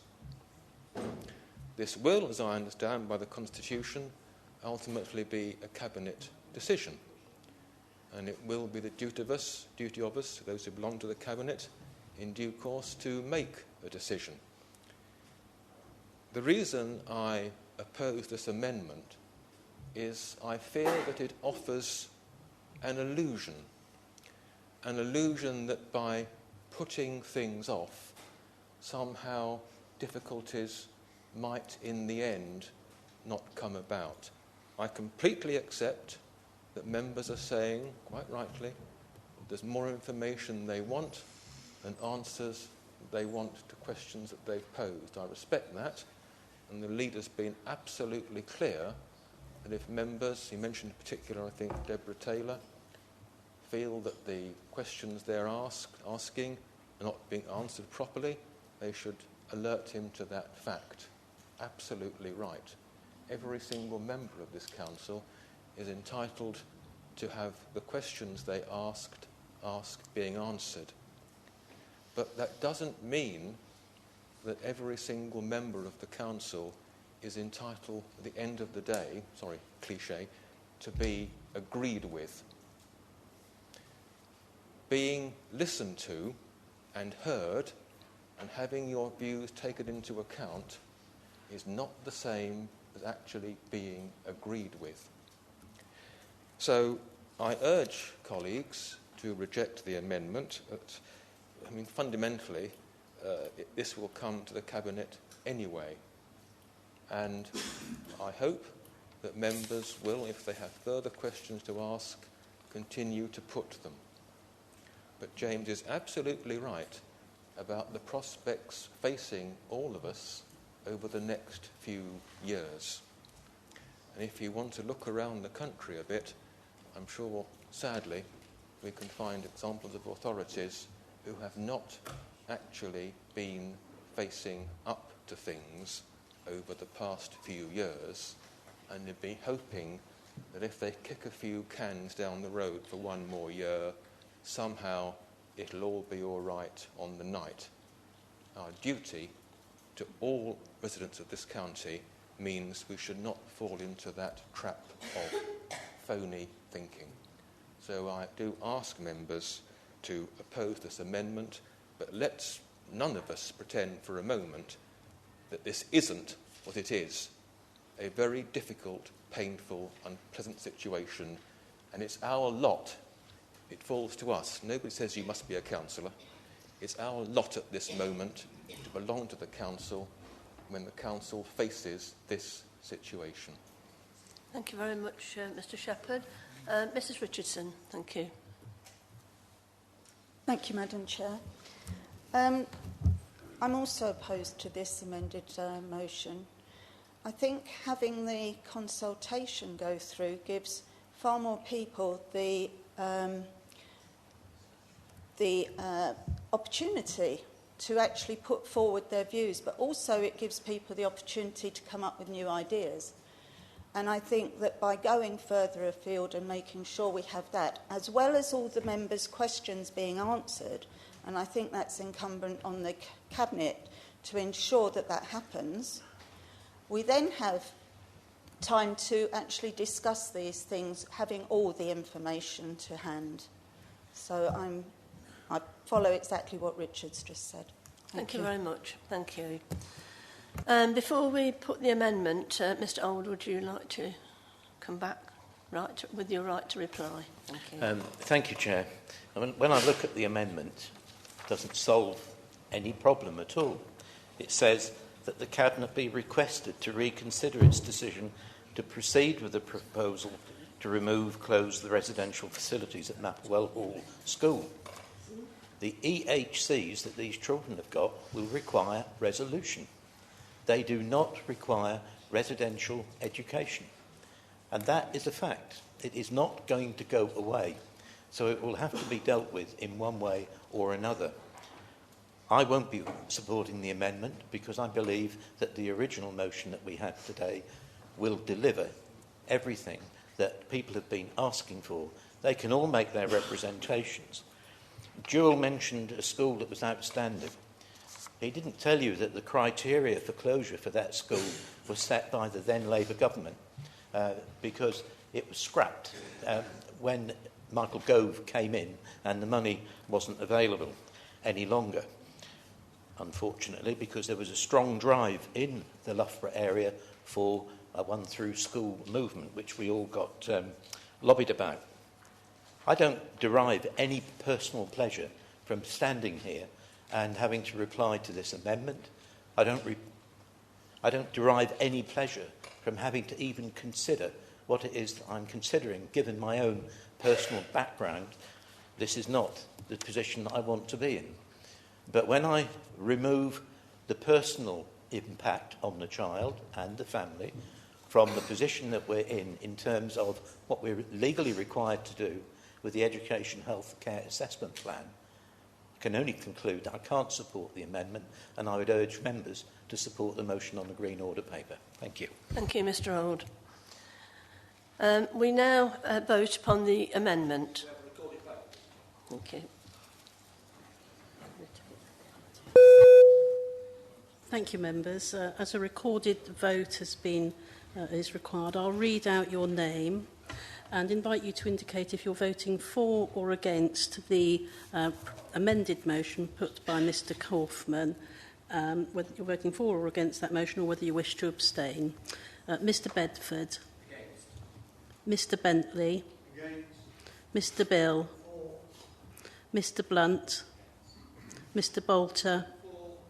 Mr Bray, Mr Brecken, Dr Bremner, Ms Broadley, Mrs Broadley, I beg your pardon, Mr Charlesworth, Mr Coxon, Mr Crooks, Dr Einan, Dr Feltham, Mrs Fryer, Mr Galton, Mr Gamble, Mr Gillard, Ms Hack, Mr Harrison, Dr Hill, Mr Hunt, Mr Jennings, Mr Kaufman, Mr Licorice, Mr Mear, Mr Morgan, Mr Mullaney, Mrs Newton, Mr O'Shea, Mr Orson, Mr Osborne, Mr Old, Mrs Page, Mr Payne, Mr Parton, Mr Pearson, Mr Pendleton, Mr Poland, Mrs Posnett, and Mrs Radford. I can't speak against. Thank you. Mr Rhodes, Mrs Richards, Mr Richardson, Mrs Richardson, Mr Rushton, Ms Seaton, Mr Sheehan, Mr Shepherd, Mr Slater, Mrs Taylor, Mr Welsh, Mr White, Ms Wright, and Mr Wyatt. Thank you.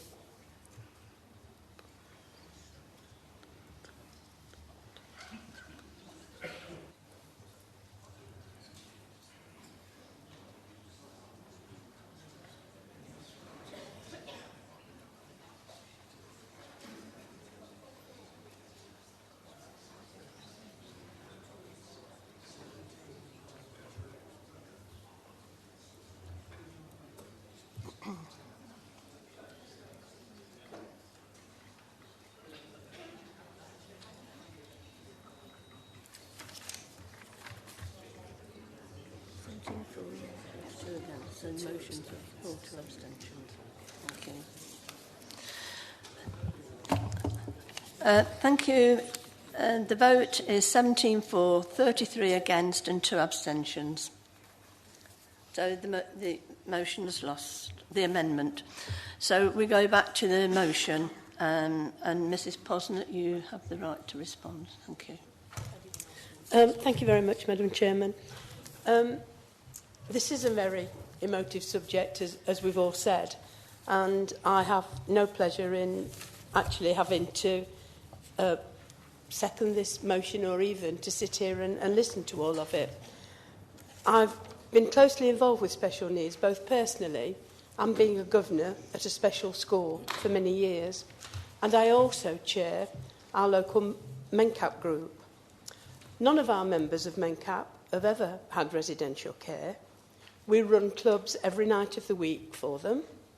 I have seen some of our members who attended special schools gain employment, live independently, and even get married, so thereby living quite fulfilled lives. And some of these are severe learning difficulties and not just moderate learning difficulties. The questions asked by people, I can assure you, will all be answered. And I can also assure you that, I'll give you my personal assurance, that members of the Cabinet will look very closely at all the replies to the consultation. You can sit there, Madam, and shake your head, but I can assure you I've given you my word and that members of the Cabinet will do that. There are financial implications, and we do have a budget to work to. We cannot continue to stop-slice the DSG grant. Cabinet didn't vote to close Maplewell. We voted to continue with the consultation and that is what we will be doing. There is a rising demand for SEN services, and the money we have to spend has to be used for all special education needs pupils, whatever their needs may be. I would like to pay special reference to all members that have contributed to this debate on both sides. There have been some great comments made, and I'd particularly like to remark on Mr Pendleton, Mr Parton and Dr Einan for the remarks and the comments that they made. Thank you. Thank you very much, Mrs Posnett. Mr Old, you have the right to reply.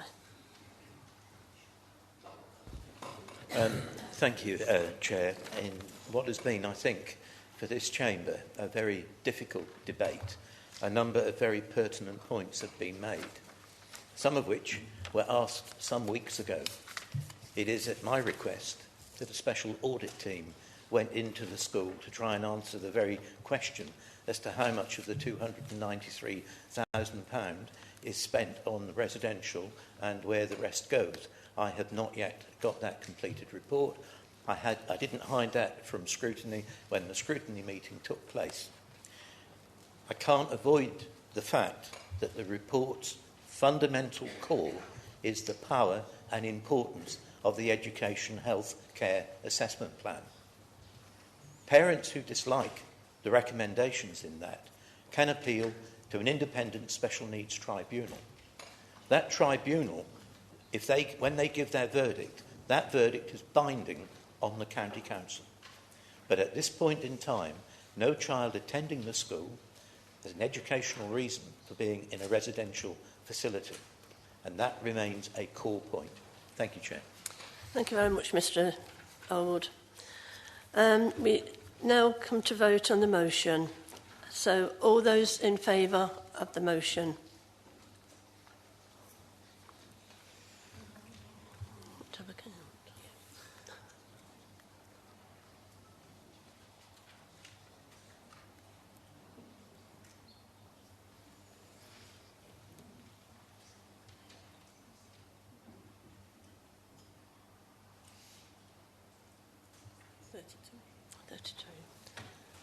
Those against?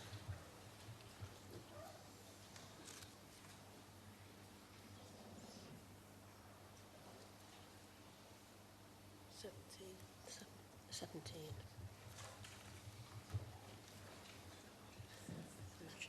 Yeah.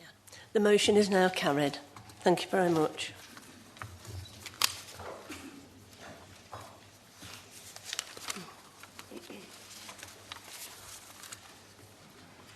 Some have not been here.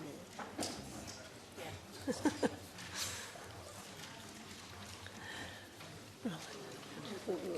Carry on for this next one. The next one, yeah.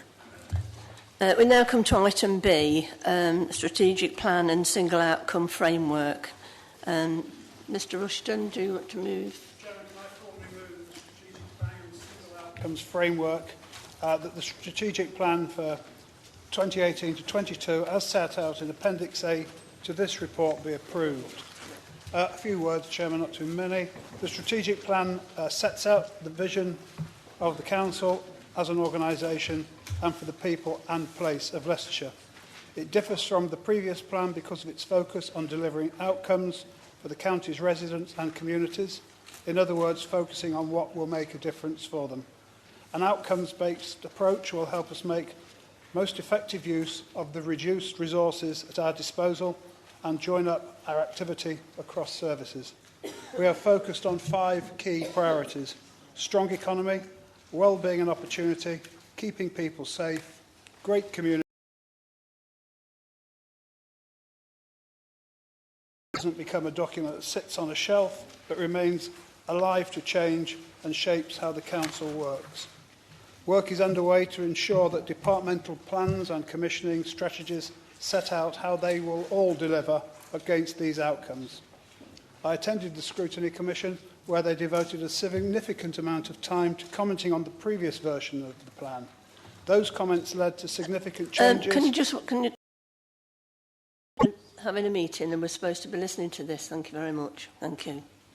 Sorry, Chairman. Those comments led to significant changes and the plan has been improved as a result. paragraph 27 of your report sets out the changes that have been made in response to those comments and those of other stakeholders. The plan also includes a detailed performance framework so that we can measure progress in delivering it and take action where outcomes aren't being achieved. It is also why we are looking at how the transformation programme can be updated to support the new priority outcomes. Affordability and realism has been a key concern. At the time of increasing demand and reducing resources, having a clear strategic direction underpinned by evidence and a desire to work collaboratively is essential in supporting decisions to be made regarding where to focus our effort and investment of our at present ever-diminishing resources. I move, Chairman. Thank you very much. Mr. Oldham. Sorry, Mr. Rhodes. Thank you, Chairman. We have a vision in this council, which is encapsulated in the title to this plan, working together for the benefit of everyone. And that means across all the services that we are charged with delivering. If you turn to page 101 in your books, you'll see that in one page the summary of how that's done, because it's no good having a strategic plan if you haven't got a way of delivering it. And on that page it shows how the various modules of it and themes of it come together and how they relate and how the actions and policies of this council contribute to achieving it. We're working on a set of principles. We want good value, so effective use of resources. The plan has to be informed. It's always got to be based on evidence and not just on hope. We have high expectations, so we set outcomes. But fortunately we have excellent staff who we can also count on helping us to deliver those high expectations. We collaborate with others. I work with the LEP. We're strong supporters of the LEP. We work closely with the city and this new venture, the Midlands Engine. We're planning to work closely with that too and in fact engaging with it. We're open about what we do. We have to take local people with us. We listen. And we're responsible. Responsible for the environment and for equalities. So we have something here which is realistic. It's a renewal of the plan which we put forward in 2014, and it translates with all our other policies and plans, including our medium-term financial strategy and also our transformation plan, into something which is realistic and deliverable. In that way, we are a council that can continue into the future with the surety that we won't hit the buffers, we won't fall over, as I fear some of our colleagues in other councils in the country may well do in the next year or two. I'm very happy to second this motion, Madam Chairman. Thank you very much. Thank you. Mr. Golden. Thank you. Yes, thank you, Chairman. When this first came out in the summer, it was a bit muddled and wasn't particularly clear what it was seeking to achieve. I mean, it's impossible to disagree with the 5 priorities: strong economy, well-being and opportunity, keeping people safe, great communities and affordable quality homes. But it really wasn't clear how that was going to be delivered. But when it came back, I think we all recognised that it's considerable redrafting and improvement. So we're not opposed to this. I'll just make a few observations, if I may, and I've made these before, but for the benefit of the whole council. First, it is clearly absolutely essential that we get the buy-in of stakeholders and partners in this plan. In fact, we can't possibly, some of the things in here are not our functions, particularly around affordable and quality homes. We're going to rely to work with the districts. It was therefore surprising that of the organisations that we asked to be involved in the consultation process, there were some notable exceptions. In fact, the response was quite low. And in particular, North West Leicestershire District Council, or Blaby, didn't feel it was important enough to respond to. Nor did that matter did the City Council. And yet, as has been acknowledged, these are key partners to deliver the plan that we will need to work with. So I'll just make that as an observation. Second point was there really wasn't very much about the environment in it at first. Now, that has been improved. There are references to that. Personally, I would have liked to have seen that as one of the key 5 outcomes, but we acknowledge that it is mentioned more in the plan, and we're told that there will be measurable targets in due course on performance that we'll be able to measure against. And I think in view of some of the things we're going to talk about and things we know are coming, measuring the benefit of those against the impact on the environment, Mr. Bills mentioned earlier, is going to be absolutely crucial. Third and final point I'd just mention is in the introduction on page 93. I think we need to be careful about some of the wording we use going forward in the context of the resources that we have available and what members have said are difficult and decisions we don't want to make. So I just would question.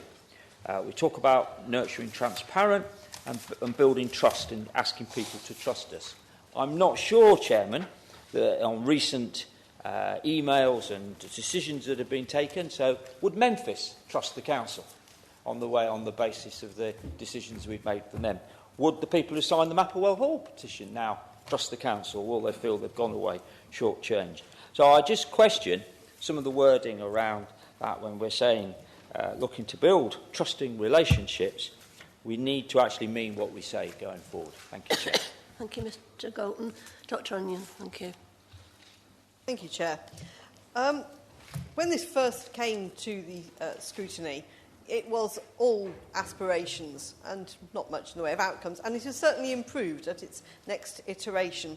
I particularly wanted to focus on the issue of affordable and quality homes.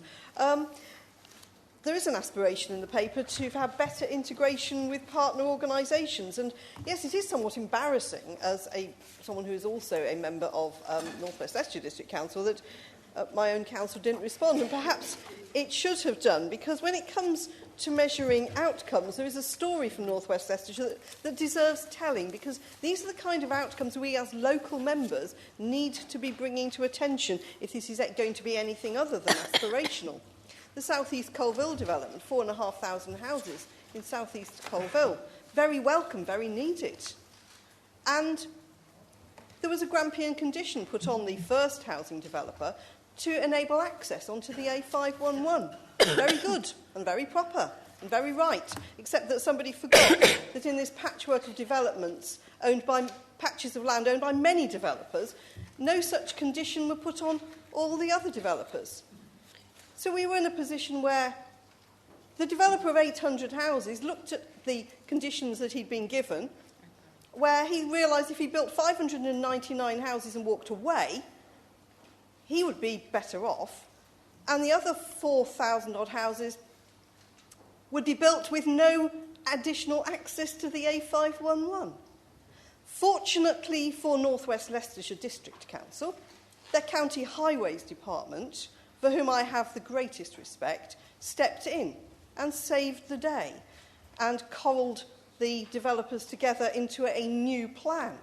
Somewhat embarrassing for my planning authority, but it has left us having to take a cut in areas that matter to me enormously, affordable and quality homes.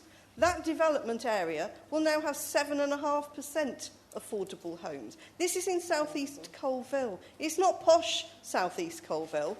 We need 20 to 30% affordable homes. We also have an Amazon warehouse in that area.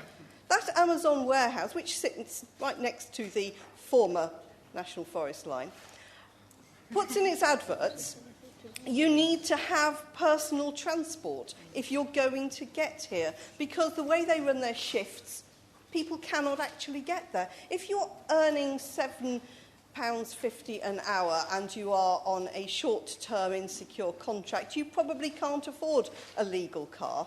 There are a few illegal ones, I think, running around. Affordable housing means housing that you can not only afford to live in or to buy, but also housing that you can get to work from. So I, as a local member, and I hope everyone in this chamber on all sides, will want to keep scrutinising this document, because unless these outcomes are actually achieved on the ground, we are wasting our time. So we will be supporting this aspirational document and scrutinising the outcomes. Thank you very much. Thank you, Dr. Anand. Mr. Crooks, thank you.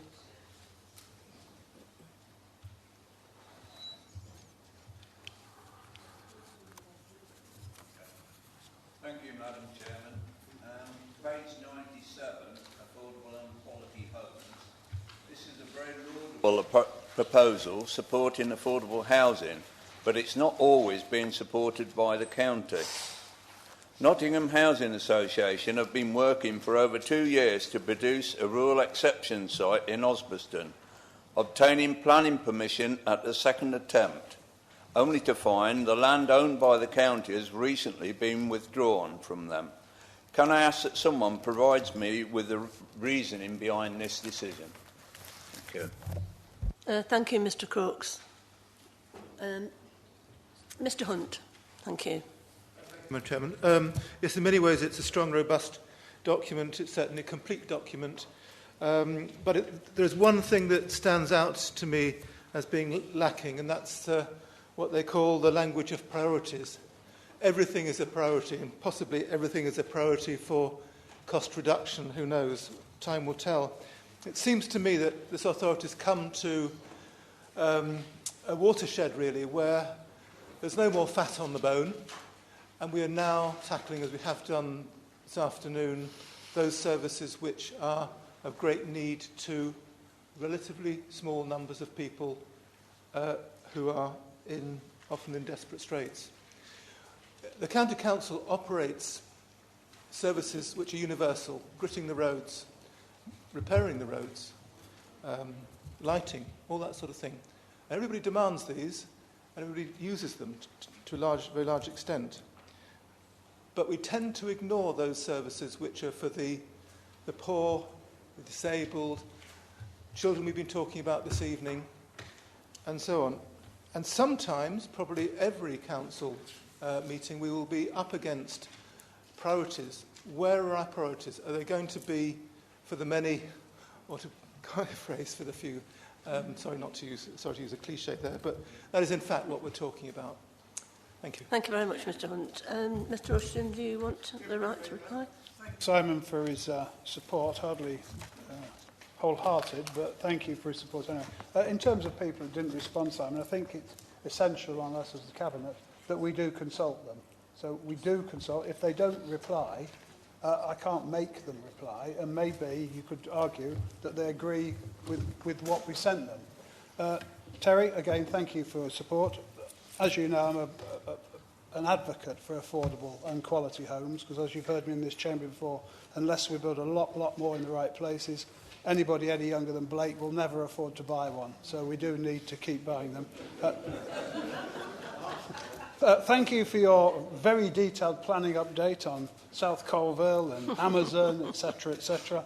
I don't think it's the place really to discuss how one particular borough's planning authority determines its applications, as interesting as it was.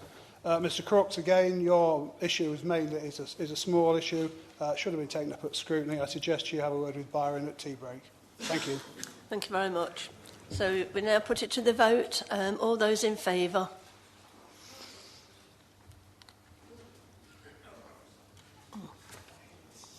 All those against? Oh, do we know? Yeah. We're now going to break for tea time, which I'm sure you're all ready for a cup of tea. Yeah, can you be back at 4:30, please? Thank you. Oh, thank you for your help. Oh.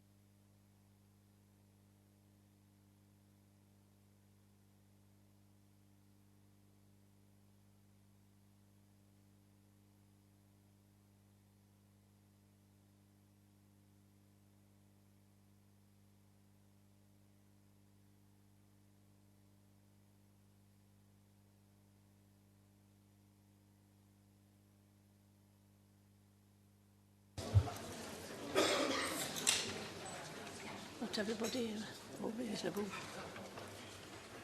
Thank you. We can now come to item C, Annual Delivery Report and Performance Compendium. And Mr Rose. Thank you. Yes, Madam Chairman. The monitoring and control of performance is key to our objectives of providing the best possible level and scope of services to our county, for our county. The report that we'll be considering is on the yellow pages in your books, or the yellow or pink, the yellow I think, pages 133 to 247. Let me just take you through one or two of the issues. I think this is an excellent report for this council. Bear in mind, we are the 4th lowest funded council in England and the lowest funded county council, as we've often observed. And low funding has been our acute problem since austerity began in 2010 after the fall of the Labour government. Up to the beginning of this year, we've saved £161 million from our budget in those 7 years, and that will be 178 million savings by the end of this year. The transformation programme, which we put in hand back in 2013-14, has already saved 35 million of that. There are some good points, and I'll just give you a flavour of some of the good things we've been doing. Take up first of all our roads, amongst the best in the country. Potholes down from 8,500 in 2012 to just over 5,000 in 2015, still falling. Street lighting, now being upgraded to LEDs. 50,000 already done out of the 68,000. The rest will be done by the end of the year. It'll save us £1.5 million in energy costs. We've continued to focus on reducing costs in adult social care through a prevention and re-enablement programme, and that's enabled us to maintain standards. And one of the wonderful things that we are doing that others are not doing, we're pioneering the light bulb project. It's a collaboration between partners, ourselves, district councils and others, and the health service, to provide help to older and vulnerable people so they can stay in their own homes for longer, safely in their own homes. This service won the Best Collaborative Working Initiative at the Association for Public Service Excellence Annual Service Awards in September this year. We look after 546 young people through our care programmes, now compared with fewer than 350 odd 2 years ago. That's a growth issue. And we're also looking after 58 unaccompanied asylum-seeking children. But we do have some weak points. We've had to reduce our Shire grant programme to less than 400,000 now. Many councils have given up completely on this work. The number of days lost to sickness per annum, 10.16, is too high. So one of the things I've asked for in the Star Chamber meetings we've been having recently is targets to be set so that every department will bring this down to our target of 7.5, and that will be the objective in the next 2 or 3 years. Superfast broadband, so vital to our economic future, will be extended to 97% of all households by September 2018. Less than 95% at the moment, but my goodness me, an awful lot better than it was.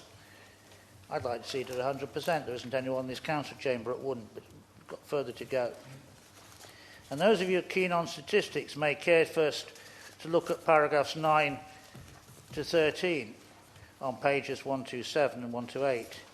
And overall, they demonstrate we're keeping up standards, even though funding is getting tighter. So it is getting harder. Demand for our services, especially in children's care, continues to rise. But budgets are not increasing at the same rate, if at all. Fortunately, we have some of the best managers and staff in the country. The Cabinet considered this report on the 24th of November, after the Scrutiny Commission had earlier discussed it on the 15th of November. Their views are in Appendix C on page 249. I have pleasure, Madam Chairman, in moving that the Annual Report and Performance Compendium 2017 be approved. Thank you. Thank you very much, Second Mr. in Rhodes. reserve, Madam Chairman. Thank you. Mr. Bill. Thank you. Mr. Thank you, Madam Chairman.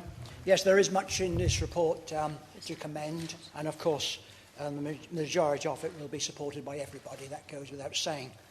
But I have got concerns, as I mentioned earlier this afternoon, about the page 150, the issues there, where there is a reference there to the Strategic Growth Plan, the A46 Expressway, Midlands Connect programme, and what is not mentioned there, the prospectus for growth.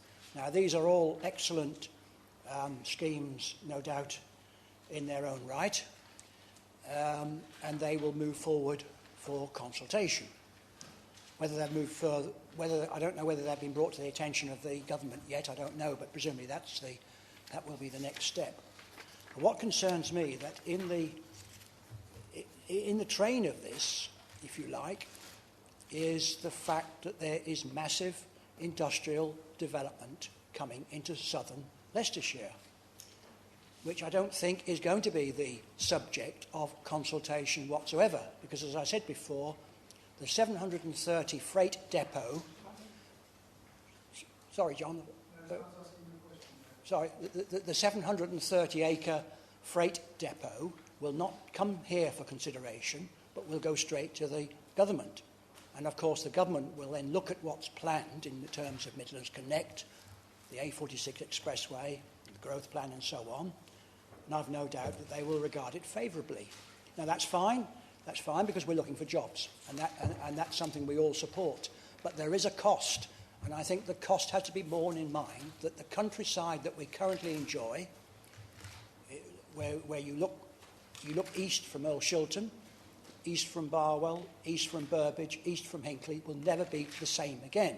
Those magnificent views over that valley, which you see from Shilton Road in Barwell, and it is a magnificent view, that will change forever because it will be covered with massive sheds. And I think at some point this should be brought to the attention of the public. It should be published that this is what's likely to or possibly going to happen, because up to now nobody at all knows anything about it. I've made inquiries because I've made it my business to ask Blaby District Council what's happening, and they've been good enough to give me the plans. And I can assure you, Madam Chairman, that it is massive. It is going to change the lives of those people forever, and I think really at some point they should have a say and we should have a say. Thank you, Madam Chairman. Thank you. Dr. Allingham, thank you. Thank you, Chair. This report did come to the Scrutiny Commission, where it was generally welcomed. And there are many good things in it. And I'm afraid I'm going to have, for the purposes of time saving, to have to focus on the areas of concern, which is on page 129. We have, despite the poor level of funding that this council receives, done extremely well, but there are areas like admissions of older people to care, hospital admissions, delayed transfers of care, and carer satisfaction, where we are falling behind. There isn't a figure on length of stay in hospital. That's something I think we should be looking at too, because this is not just a risk to our performance. As I understand it from my colleagues on the health scrutiny, there is a risk that NHS England, seeing the delayed transfers of care, are not falling, and we are not just talking about those that we are responsible for, but those that are internal to the hospital. They may well take their ball home. Unfortunately, it seems like funding could be removed from this council. And I think as a council, we need to be on all sides clear that what we cannot accept is a government whose idea of fairer funding is robbing Peter to pay Paul. Thank you very much, Dr. Allingham. Mr. Galton, thank you. Yes, thank you, Chair.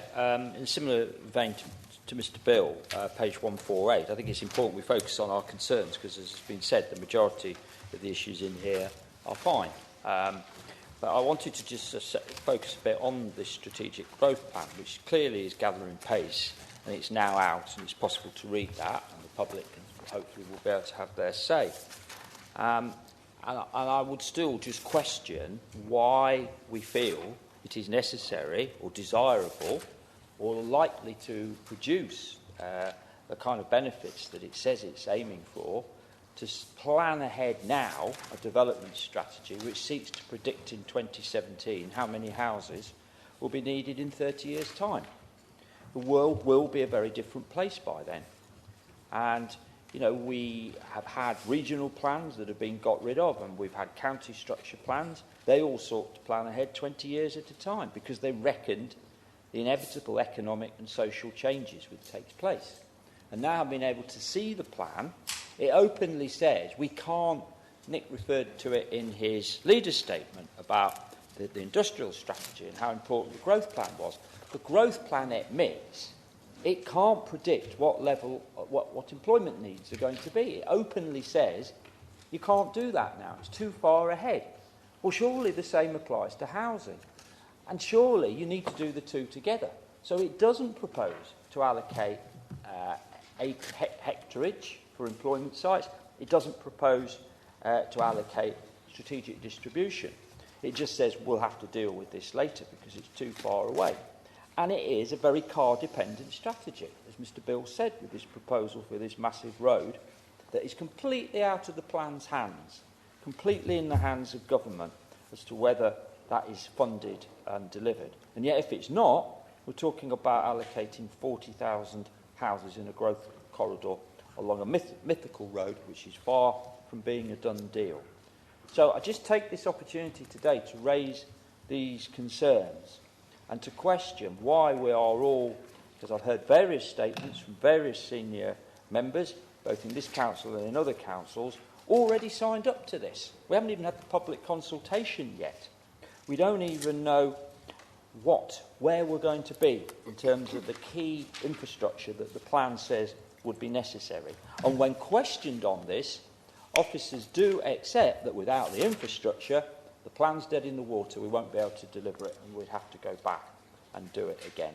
And then finally, as Nick has said in the press and in the public, it assumes a massive number of unmet housing needs in Leicester are moved out into the county. I think the comment was the districts are going to have to take an awful lot more. And we've not given any acknowledgement to how our local communities are going to feel about that in terms of the lack of infrastructure and the fact they're going to have to accommodate these significant levels of unmet housing need arising in the city. And, you know, we've tried in the past to do urban concentration. That has been the policy, and regeneration. And only in the last few weeks, the government's talked about a renewed emphasis on brownfield land and funding for infrastructures in cities and urban areas to enable more housing to come forward on previously developed land. That should still be our policy, and yet I can't find that. It just says we can't do that anymore.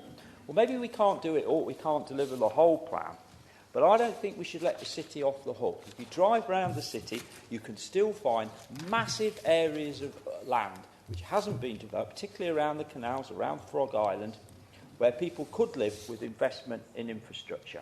So, as far as I'm concerned, this is very much a not done deal yet, Chairman, and I for one, am going to continue to take every opportunity to question whether this plan, in this form, at this time, frankly makes any sense. Thank you very much, Mr Galton. Mr Mullany. In terms of the economy and education parts of the document, according to the Social Mobility Commission's report, State of the Nation report, published recently, the East Midlands has the worst region in Britain in terms of social mobility. Looking down at the figures on a borough level, my own Hinckley and Bosworth is rated 305th out of 324 for social mobility. Given the long-term issues of the lack of education funding in Leicestershire, given that we are one of the worst financed education authorities in Britain, surely this is beginning to have an impact given these results which show the lack of social mobility in our area. Surely it is down to us to ensure that everybody gets a fair opportunity to get on in life in our area. And could the councillors confirm that we will use the evidence from this report when we are pushing for more money for education locally to point out the damaging effects that it's having on social mobility locally, and that we put this point very firmly to Conservative ministers? Thank you, Mr Mullaney. Mr Bolter, thank you. Thank you, Chairman. Yes, I referred to page 161, Help Delivered Home. Mr Blunt answered a question earlier this afternoon about this, but I've got great concern about this. Out of 11 providers for Help Delivered Home, 6 require improvement on the CQC Commission. Now, I asked why we picked companies that had required improvement. I'd have thought any company we would have selected from this county council would have had a better record than requires improvement. This comes to light when recently a gentleman who had just been discharged from hospital spoke to me and said, I'm concerned about the healthcare I'm receiving. Why is that? Well, they're supposed to come at 8 o'clock to get my breakfast, and they turn up between 10 and 11. They then come at 12 o'clock and bring my dinner. They're supposed to come at 4 o'clock and bring my tea, and sometimes 8 o'clock at night before they bring it, then they're put to bed at 9. Now, that concerns me that they're not keeping to the times they said. Also, there's no care plan. Now, I'd have thought the very basis of anybody would have had a care plan, so anybody who goes into that property will see what care that person needs. But apparently, we don't check on that. You know, I'd have thought that these things were very basic.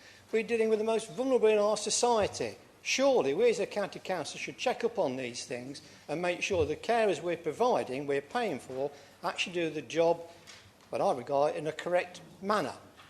Now, you know, what effect that's going to have on people at the end of the day, I don't know. But as Mr Blunt answered the question this afternoon, I'll refer it to him to please help the most vulnerable in our society to make sure they're actually getting the care this county council is paying for, whether it's by a payment card or by our selected providers.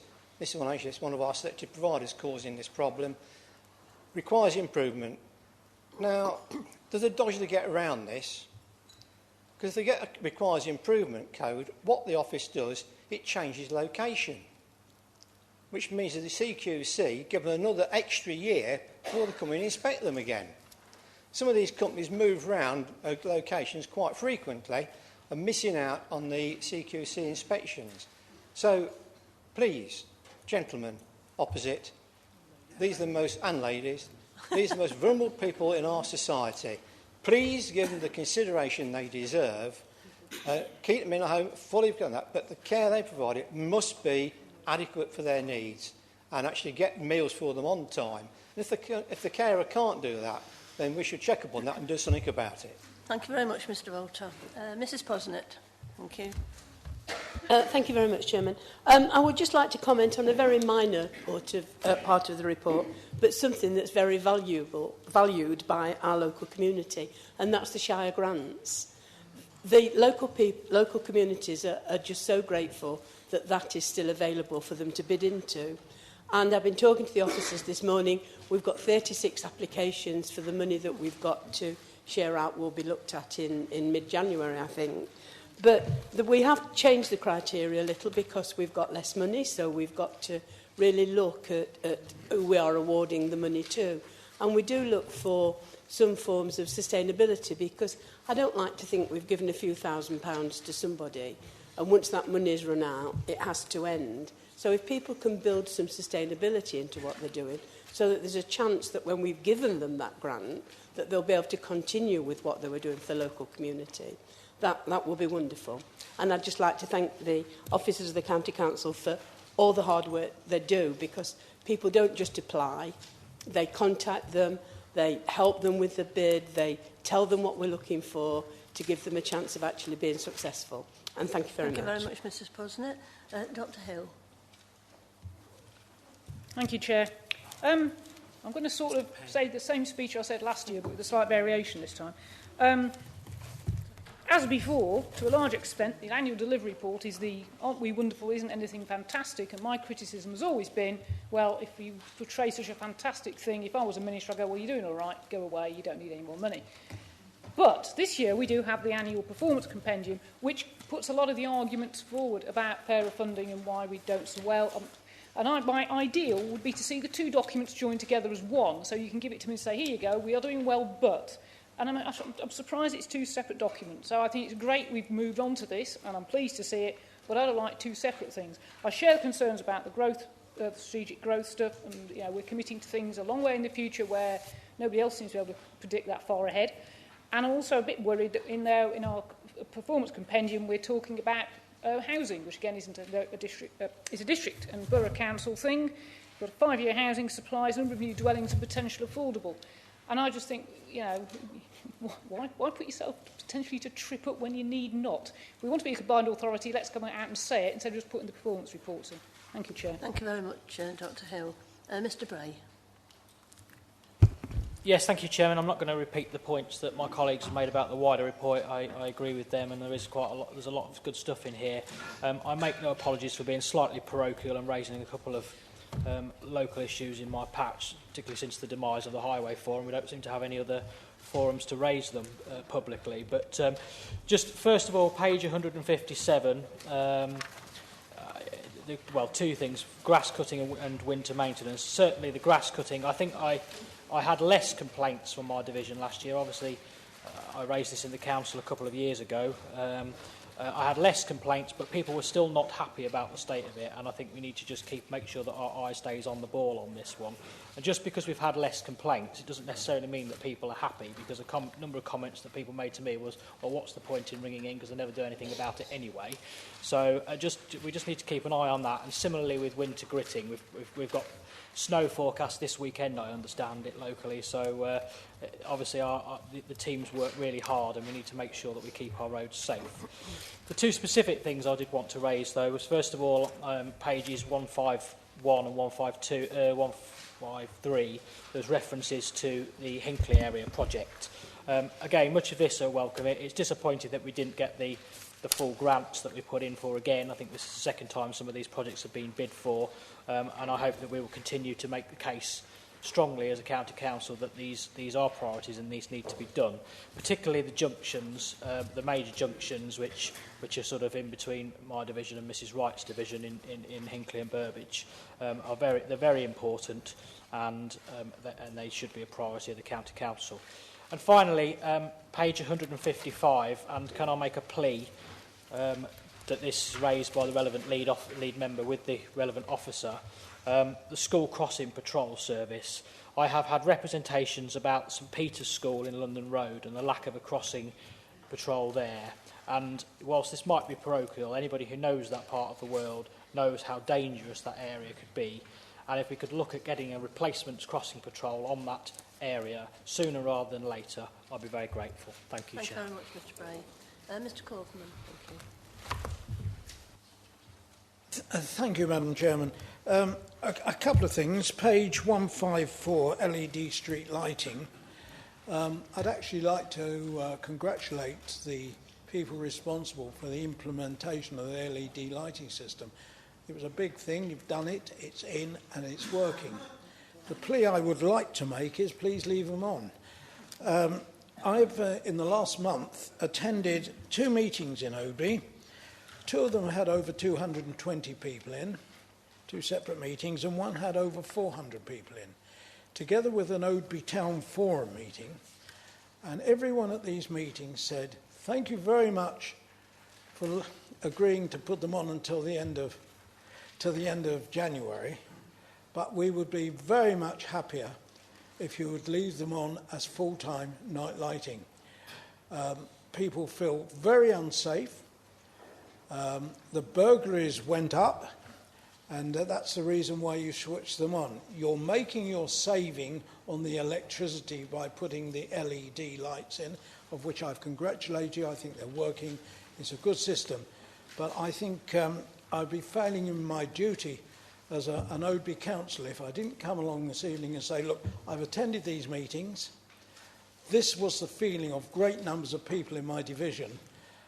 It may be because Oby and Wigston is a suburb, or let me put it another way, Leicester is a suburb to the north of Oby and Wigston, and they've got street lighting on, and you walk along a street and all of a sudden you're plunged into darkness. And we have an urban aspect and a rural aspect, and I do ask, on behalf of the residents that I've met at these meetings and my local Member of Parliament, please leave the lights on. So that's that one. And if I can ask you to go to page 178. Again, I would like to compliment the officers and people responsible here for the implementation of the getting rid of 10 plus and putting 11 plus in Oadby. With the work of the schools, it's worked, it's good, and it went through, as far as I'm aware, without too many hitches, and it's working. The plea I make to you is, please don't, somebody mentioned mobility. We have too much mobility in Oadby, as far as our children are concerned. Our children are being sent all over the county because there are not enough places in the Oadby schools if you happen to move into Oadby at the wrong time of year.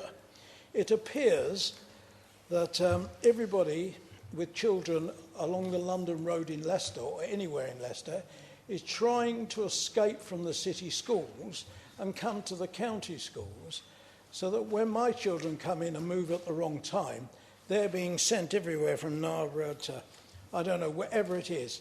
I know it's a problem, but it's a problem that's got to be solved, because the last figure I saw was 160 appeals where children could not get into local schools.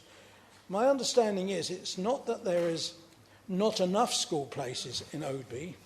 The problem is that they're filled up with the city schools under the legislation as it is. So I do ask for somebody to look into it again if I can. Thank you, Chair. Thank you very much, Mr Kaufman. Mr Payne. Thank you, Madam Chairman. I want to say three things, and perhaps whilst I'm on my feet as lead member for Highways and Strategic Transportation, just respond to a couple of points that have been made during this debate. The first thing I want to say is this is a delivery report, and as lead member for Highways and Transportation, I want to thank the officers that deliver the business and the outcomes within this report. They do a superb job for all of us. They do Leicestershire proud. And myself, Pam Posnett, my support member, Christine Radford, went on a trip around Leicestershire looking at all the strategic growth sites only last week. And to understand the work that's going on, to see them realised amongst all of our day-to-day business is actually astonishing, considering the financial resources that we have to work to and the financial context we're working within. So thank you to the officers for all they do, especially when the department I lead. Can I just mention something about the strategic growth plan, because it's been raised here. I'm fully supportive of the approach that we're taking in Leicestershire towards strategic planning. There's an old adage, isn't there? Fail to plan, plan to fail. This is a plan, and it might deviate, but unless we start somewhere, unless we recognise that there are infrastructure challenges and we recognise the need to provide new housing, we are in danger of failing the people of Leicestershire, and as Nick quite often says, anyone younger than myself, failing them too on getting on the housing ladder and having a decent future. So I'm very supportive. I think we've all heard, especially those of us that have been dual-hatted during our elected years, of the complaints received from residents and the public at large about the lack of infrastructure. Well, this is our attempt to put that very vital and necessary infrastructure in place, and I think we should be supportive of the approach we're taking there.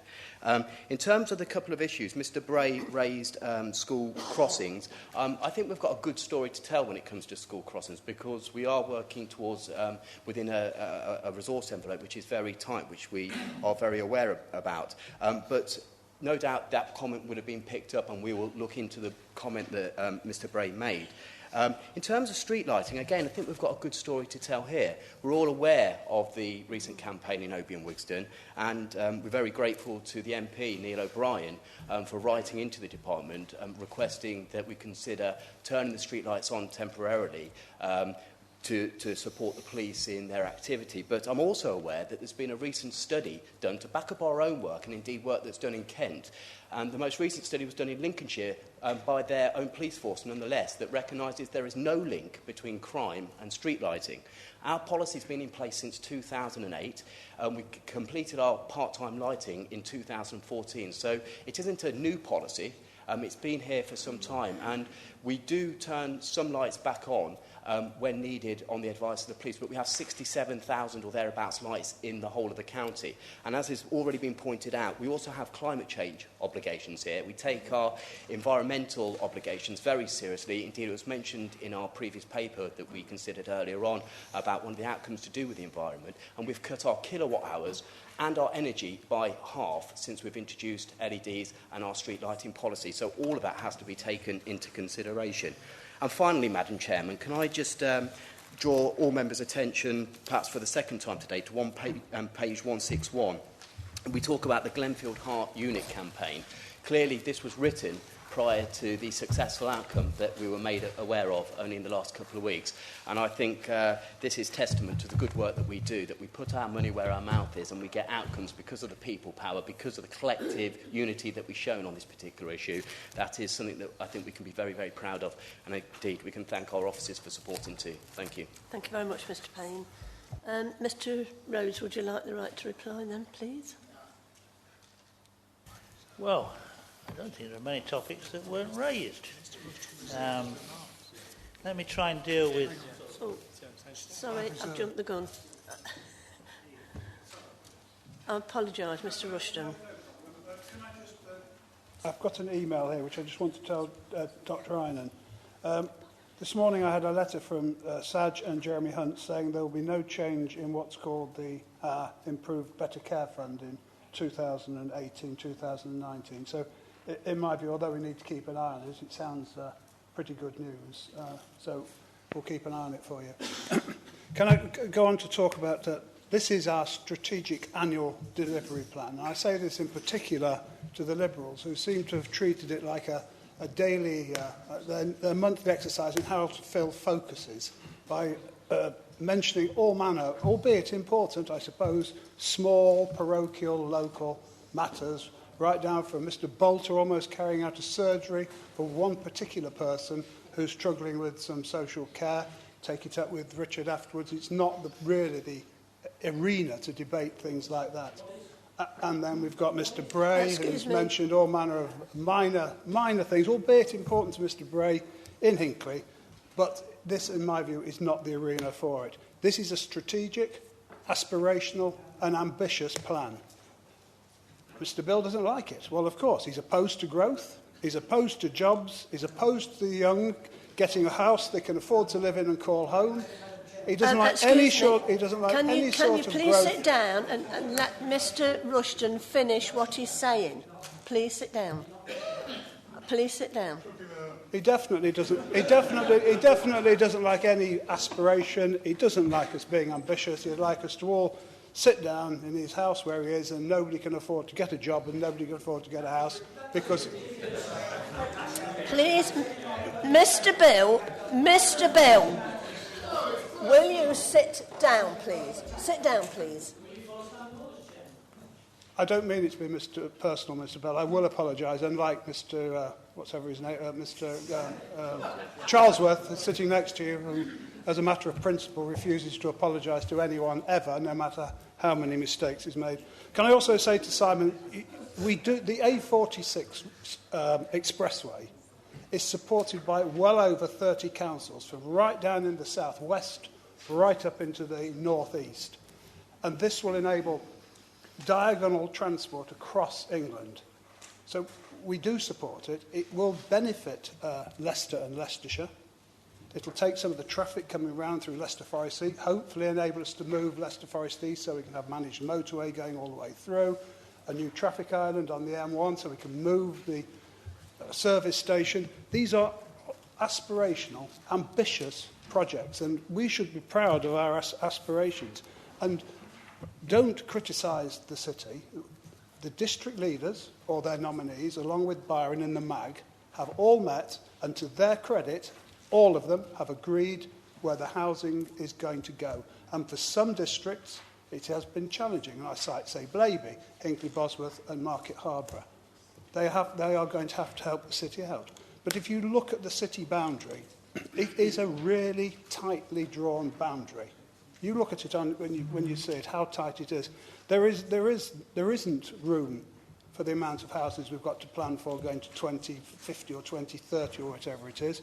And I congratulate the districts and the delegates that have been on there for supporting the MAGs. I think it's not a good criticism that we shouldn't help the city out. The city is an integral part of this county. People who I represent, even in North West, go and work in the city but live in the county. We are interlinked. And the attitude that we shouldn't help the city is an attitude, since I've been leader, I have not supported, and this group will not support. We rely on the city the same as the city relies on us. Mr Rhodes, thank you. Well, Mr Rushton's made most of my speech for me, which is rather encouraging. Can I just pick up, though, just a couple of points made by Terry Einan and also a little bit by Mr Galton. The DTOC question. I mean, we've been really concerned about this because the health service, in form of national, the NHS England, have indeed threatened us with taking away money. Well, they haven't actually threatened us because they're threatened generally speaking. But there is a threat hanging over us if we don't meet the TTOC targets. Now, I don't think anybody would say that we shouldn't meet the TTOC targets. Of course we should. We actually, our share of any delays that are there, as far as our responsibilities goes, is a small part of it. Most of the problem actually exists with NHS themselves. And it would be indeed invidious if money was to be taken away from the Better Care Fund because of problems which have actually arisen within the NHS itself. And that appears to be the implication of what the letters that fly backwards and forwards say. I suspect, because of the protests we've made about this, that NHS England and the Secretary of State have realised this now and realised how unwise it was to issue those somewhat threatening letters a few months ago. So we stand a very good chance of keeping, if not actually meeting the targets, getting very close to them, because our objective, of course, is to do it. That's what we want to do. And I think the people we've got working on this in this area, in our side, and to be fair, the people at the coalface, as it were, on the NHS side, the people who working there are also doing their very best too. Mr Galton complains about something different. He's not got the same view that I have about how we should plan. I do think you have to have a long-term plan. And in a long-term plan, your driver has to be to accommodate the people who are going to live in these islands in the next few decades. And of course, up to 2050 is what we've decided to do. So we have to start with that. And it's actually possible to provide a reasonable prediction about what the numbers are going to be. And if you can predict the numbers, you can predict the amount of housing you require. But he's right in saying you've got to also think about the infrastructure, which is the road systems you'll need to move people around, or it might not be road systems. I mean, 2050, what's it going to be? Electric cars, self-drive. Are we going to need quite the same sort of infrastructure as that we work with today? And I think that's something we have got to really think about. Equally well, we've got to think about the amount of industrial land we'll want. What is industry going to look like in 2050? You might be able to predict that we'll all want a certain amount of space in our homes, but earning our living could be very different. We already know that we've moved much more, over the last couple of decades, we've moved towards a more information-based society, with so many more people working on the internet and working from their own homes. That's been one trend. So it is actually quite a difficult thing, but nevertheless I would agree with him that we do need to give some thought to and do our best to predict the amount of industrial land that we'll want, because we'll probably want some. As to the city, the issue with the city is that it is a city, and it is confined to a very, very tight area. If more people are going to live in the city, they have to live on top of each other, high rise. How else can you accommodate more people when you've got very little land? And not everybody wants to live like that. People like to live in houses, and they're prepared to put up with the travelling. So I think we have to work with the city in a cooperative way and recognise that the battles we've got are not us versus them, but what we want to do for people as a whole in 2050. Now, there's a limited amount we can do sitting here in 2017, and for the few years that we are county councillors, all we can do is lay the ground rules for our successors. And that's what this 30-year plan, 35-year plan that we're working on is trying to do. Many of the other items that have been raised are operational matters, and lead members like Mr Payne, I no doubt will take them on board and liaise directly with members who've raised them, so I won't go any further into those. I'll just commend this report to the Council, and I hope that we'll get a unanimous vote to adopt it. Thank you. Thank you, Mr Rhodes. Do we move the report? All in favour? Do we leave it at that? All against?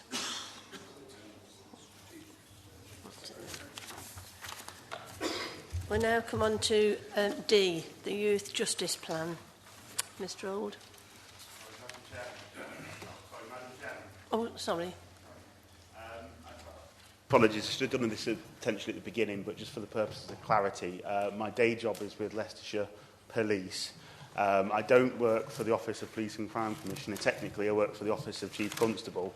But as Leicestershire Police are listed as a partner organisation, for the purposes of clarity, I wanted to just make that clear to the Council. Yes, it's noted. Thank you. Mr Old. Thank you, Chair. And we actually a year ago debated in full the Youth Justice Plan. It was moved by my colleague Joe Orson. Since then, as is the issue with London, you will see in paragraph 5 the reason why it's been brought back here today. And in moving the motion on the Green Order paper, I think I'm happy to take any comments on paragraph 5. We are asked to delegate minor amendments to the Director for Children and Family Services, and I'm happy to endorse that. Thank you. Okay. Thank you. Mr Sheehan. Oh, Mr Sheehan. Thank you. Thank you, Madam Chair. It is a good report. Reoffending rates are low, which is good. And in terms of future focus, I would suggest persistent offenders and preventive work. We owe that to the victims of youth crime, as well as those who are vulnerable to being drawn into crime. Now, one of the best forms of prevention is getting young people into employment, education and training, and unfortunately, the success rate of that is slipping. And I would expect to see this improve significantly over the remaining years of the plan. Thank you. Thank you very much, Mr Sheenan. Right. Is that agreed? Thank you. And now we go on to item E, the annual report of the Director of Public Health. Mrs Posnett. Thank you, Madam Chairman.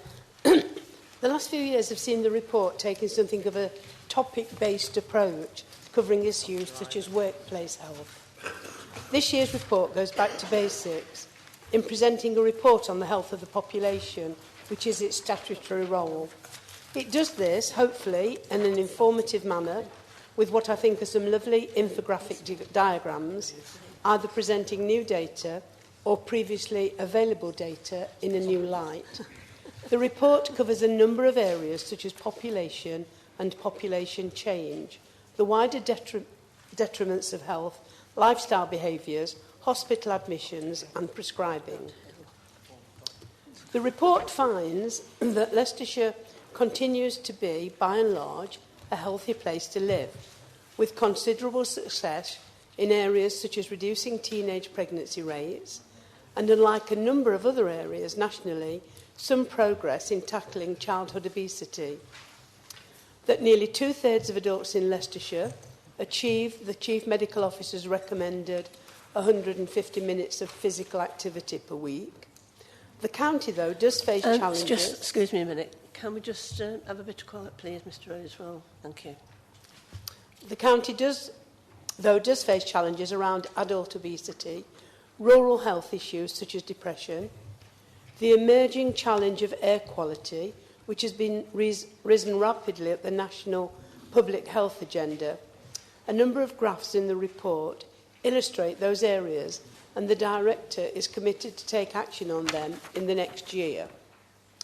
Outside of public health, I believe the report also shows the close partnership working between the Health and Wellbeing Board and the Safer Communities Strategic Board, given the joint priorities of drugs, alcohol and mental health. And it also shows vividly the demographic change brought about by our ageing population and the need for fairer funding if we are to meet these challenges. I have pleasure in moving that this report is noted. Thank you very much, Mrs. Posnett. Mr. Auld? Thank you. Thank you, Chair. In seconding the motion on the Green Order paper, I would actually like to pay tribute to Mike Sands and his team. I see them regularly at the Health and Wellbeing Board and at many of the subcommittees, the Children's Partnership. I think we all should be pleased at the quality of people that we've got delivering this particular agenda. I am very pleased at the success, the continuing success of healthy schools and also the continuing success of the anti-bullying strategy. And I commend the report to the councillors. Thank you very much, Mr. Auld. Dr. Onion, thank you. Thank you, Chair. I would like to join my colleagues with welcoming this report and paying tribute to Mike Sands' work. I'd also like to show members, if it's possible, ModGov, because on ModGov, which you have on your iPads if you use them, if you go to page 295, you can actually see what the infographics are supposed to be showing you, because they're a bit blurry on orange. If we're going to save the planet, we probably all ought to be moving to ModGov rather than having great wadges of pulped trees brought to our home. And this is an issue, there's so much in this report that one could talk about, but I really want to focus on air quality, because this is new. It has, as Councillor Posnett says, risen up the agenda, and so it should, because Public Health England have published data. And if we look at our diagram, it doesn't look good for my corner, North West Leicestershire, and it isn't good for my corner, because in North West Leicestershire we have the worst mortality rates attributable to fine particulate air pollution of any council in the East Midlands, which is quite worrying. If you look at the map, it looks like it's actually the roads. A lot of it probably is the roads. Our mines were shut in the 1980s. We have a few bits of open cast. We have some quarries. I am told by the people at the aggregate industries that it's the wrong kind of particulates. Theirs will get stuck in your nose, not land in your lungs. So it is roads. And we also had a report from the RAC. It is a little bit elderly now, but I don't think much has changed. In 2013, the car and the commute, which showed that North West Leicestershire and South Derbyshire were the top 10 districts in the country for having to travel to work by car. Not that we particularly want to, it's just there's not many other ways to go. So I'm very pleased to see that Mike Sands has put in his report that future housing developments should encourage physical activity by design, making active travel the easiest, quickest and most enjoyable option. It would be good if that meant that people could also travel by public transport.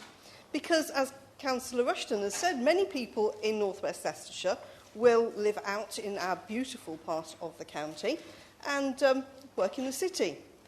It takes quite a long time to get there. It's now half an hour longer by bus because they took out the fast bus. So many people will end up going by car. And I agree with Councillor Rushton, we should be helping the city out with their housing problem. And I also agree with Councillor Rhodes that we should be building infrastructure fit for the future, fit for 2050. But if we're going to do things like that, then surely we should be looking at some of the proposals that the government are just about coming to, about reopening old freight lines. Because if we look at this beautiful map that Mike Sands has produced for us, a passenger transport bypass would really help to take some of these particulates out of the air. Thank you, Chair. Thank you very much, Dr. Allingham. Dr. Feltnam, thank you. I'm also going to be talking about air quality as well. But first of all, I'd like to really commend this report to Mike Sands here. I mean, it's a series. We've had a whole series now for, what must be 8 or 9 years now from Mike and his predecessor. And every single one, you know, they've been superb examples of digging deeper into various aspects of public health. And this one, like the others, epitomises exactly what's been going on. But I do want to talk about air quality, and sadly, the Liberals earlier for taking on definite parochial matters. There was just one particular point, which is actually on page 295, which is in fact the diagram that Dr. Ryan has just been showing you. And it mentions here the word Kibworth, and in brackets proposed. Just to let you know that last August I attended a public meeting in my area with one of Mike's colleagues came along. It was run by Harbour District Council because Harbour had just declared the A6 through the Kibworths as an air quality management area. This is because 1,000 vehicles a day go through and back on the A6. Now Harbour obviously are the responsible authority and are working on an action plan. One of the things we've asked for, and I hope it will go ahead, is that we have real-time monitoring. At the moment, we're having monthly average monitoring of nitrogen dioxide. Real-time monitoring means we'd have particulate matter, nitrogen dioxide, every single part of the air quality pollution matter. And I'm hoping that will go forward. But I think it just demonstrates it isn't just the urban conurbations. This is an area, relatively rural, but with a heavy traffic congestion. And it's the congestion of traffic between the urban conurbation of Leicester and Oadby, moving down towards Market Harbour and further south, and then back again in the evening. Maybe it needs a bypass, just like you're talking about. But at this stage, I just want to point out, as I said, air quality. Delighted to see something about it. I know it's a district problem, but here, public health are directly involved. Absolutely great. Thanks very much. Thank you very much, Dr. Felton. Mr. Pearson. Big tall. Thank you, Chair. Just quickly on page 280, the headline, I think we're missing the 20 to 64 in the title. I think we made a... Yeah. So we missed a few 100,000 people. That'll cut the bills down. Just on page 300, I think we've got to support the public health in their effort on child obesity. If you see the figures, a reception, children turn up 1/5. By the time they get to year 6, it's a third. So it is a major concern. I think we're constantly working on diet and nutrition and education, and I know the public health do a really good job, but it's a fighting battle, as you're aware, with marketing. The Mars bars, the chocolates, the Cokes, etc., what we want to say. They spend billions on marketing, where I think we're challenged to a few million to try and educate families, etc. It is an ongoing challenge. There's repercussions, of course, with overweight. It contributes to a lifestyle and well-being, etc. But I must confess, this morning, coming in there when I opened my bag, I did have an old pork pie in the bottom of it, and I had to throw that in the bin because you do that in Melton. Yeah, a bit of marketing. On page 302, we have the residents' inactivity or lack of physical exercise. In reality, we work on 30 minutes or under the 30 minutes.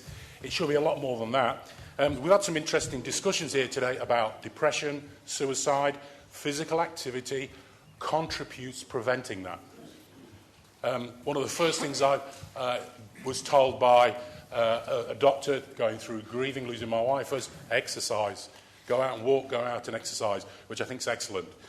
So we've got to continue, again, the good programmes, trying to educate, the strategies and structures, our public health, which I've worked with and do an excellent job in trying to educate and make a change to the population, how we're physically active. One thing, I've said this before, and particularly with children, and the elephant's been in the room for years, if children are physically active and move properly, not only does it affect well-being, it improves their handwriting, their reading, their mental health. It is absolutely crucial for our population and well-being. So let's keep supporting public health, and if we couldn't get ideas and see other concepts, let's get stuck in and give them support. Thank you. Thank you very, very much. Mr Hunt, thank you. In some ways, this is at the wrong place of the agenda. It should come before all the things we do, because this is, as members have said, a state of the county report on our public health. And it therefore must inform all the things that we do, all the strategies that we write. And I note, for example, we talked about car-based strategies. I think we're going to talk about one tomorrow.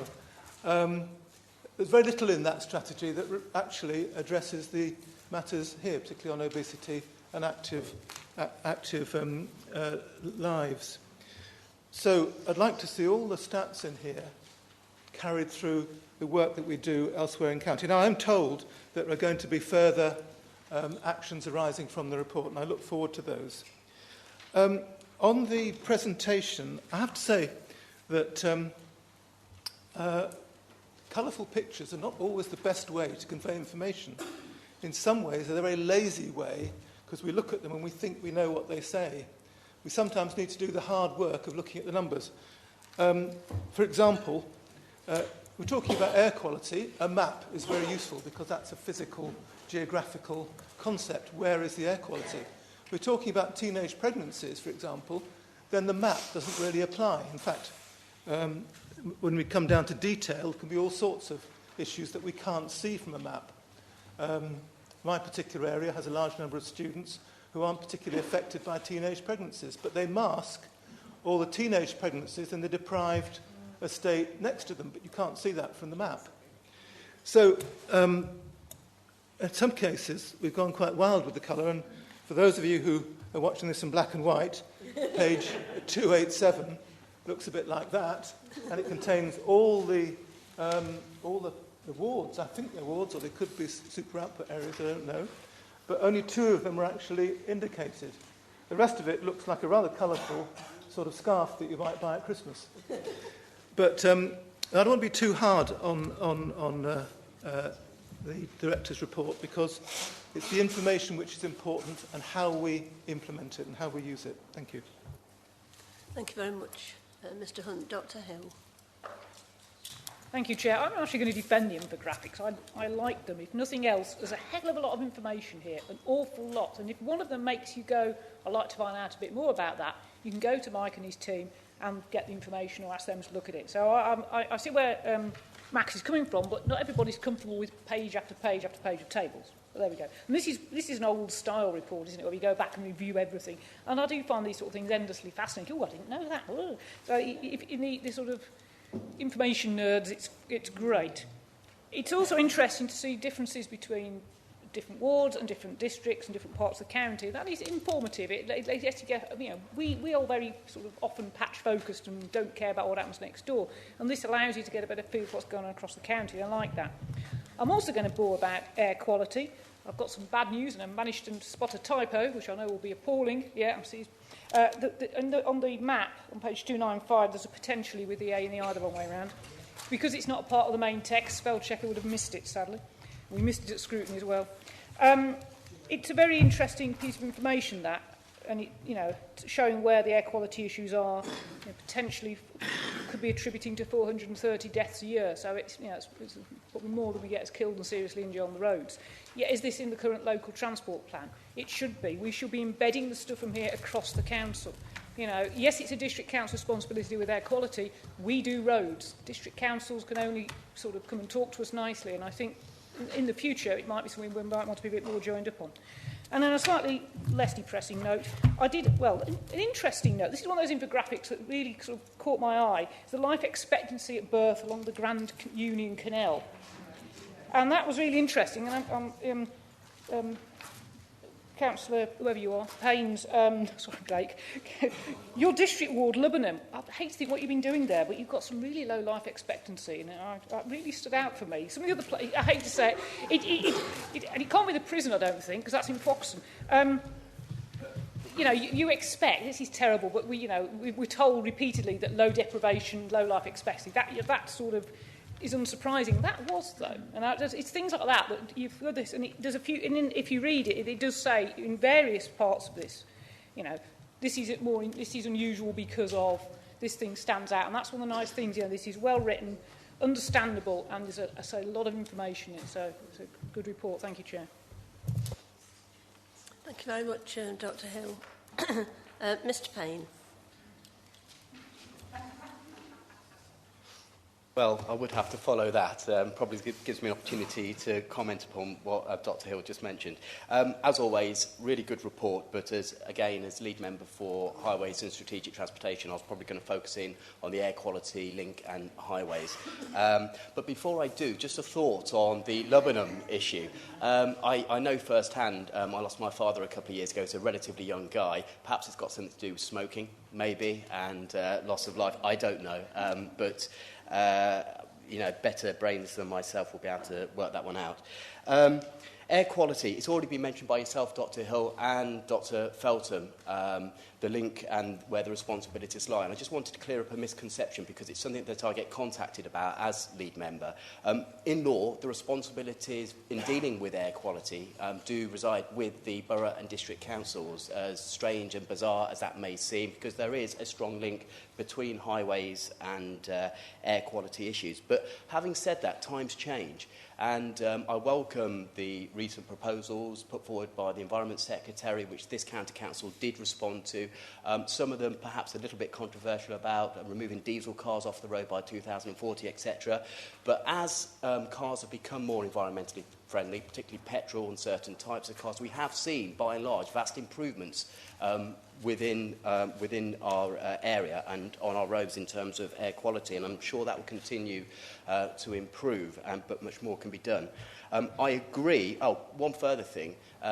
There's something that you may or may not be aware of. There's a useful tool on our website called Choose How You Move, and the department sponsored a jobs fair in Leicester City a couple of weeks ago, which I had the privilege of attending and opening. But this Choose How You Move tool does give a huge amount of information to anybody as to how to encourage them into modal shift, how to cycle more, to walk to places more, the best routes to take, what options are available to them, and I encourage all members to take a look at that site and perhaps feed back to me any observations or areas where you think that site could be improved. It is a joint initiative with Leicester City Council, but it's, again, our attempt to try and encourage that modal shift. In terms of trains, I welcome the Secretary of State's announcement about perhaps bringing some of these train lines that were closed down in the 60s through the Beeching report back into play. But I'd make two comments. First of all, we will exploit any opportunity that we're afforded to look at the Ivanhoe line, perhaps. But it is incumbent on the Secretary of State to show us the money. We need the resources, we need the money to be able to do this. So long as that's forthcoming, we are very open-minded and very supportive because we recognise the demand on our road system. And again, if we want to encourage modal shift and better use of public transport, it makes sense that we look at the options available to us in terms of reopening train lines too. But the second point I'd like to make, we talk about air quality and the environment, and we welcome the fact that the Secretary of State is making announcements about bringing new lines into play. But doesn't that undermine the proposition that's been forwarded that we should have these clunky, slow diesel bi-mode trains on the East Midlands main line, when what we're actually fighting for is full electrification of the East Midlands main line? That surely is the best thing in terms of the environment and air quality. Thank you. Thank you very much, Mr. Payne. Mr. Osborne. Thank you, Chairman. I feel Ernie would have been very proud to have presented this report on behalf. Very good report. If I could just add a couple of comments to what my colleague was talking about on page 302 on the physical activity in Leicestershire. and I accept that Alan is the expert in this field rather than anybody else. But it's actually quite interesting, the comments on it. Good news for Jonathan Morgan, because it says Charnwood is the only district in Leicestershire that has significantly better percentage of inactive adults. Bad news for his colleague two down from Blaby. God knows what they're doing down in Blaby to be featured in black. I'm sure he'll lead the way of how things should be done. What I find actually quite interesting is if you look at the adults achieving at least 150 minutes of physical activity per week, but the grouping of Hinckley, Bosworth, Charnwood, North West Leicestershire actually has the highest concentration of athletic clubs that all encourage physical activity from all ages. I would like to pay tribute to the volunteers who run all those clubs and the activities they do. We have invited Mike Sands to come to a competition because in Leicestershire we run the primary schools cross-country courses, championships, and I would ask every one of you, do go to your primary school. Just please make sure your primary school sends some children to experience it, because this is the starting block of later life of having a healthier lifestyle. And we run it with no help from any outside agency. We are self-funded with no overall sponsor. However, if there's a sponsor here who would like to do it. But the most important really is to have your school representative. And we are actually hosting, for the second year running, the National Championships, which will be held in March. And I'd say there's a invitation going out to Mike. The one thing that is perhaps, and I know it's a difficult report because you can't put everything into it. I do know that on the sports hall location, we run the disability sports halls for the disabled. Again, that's run by volunteers.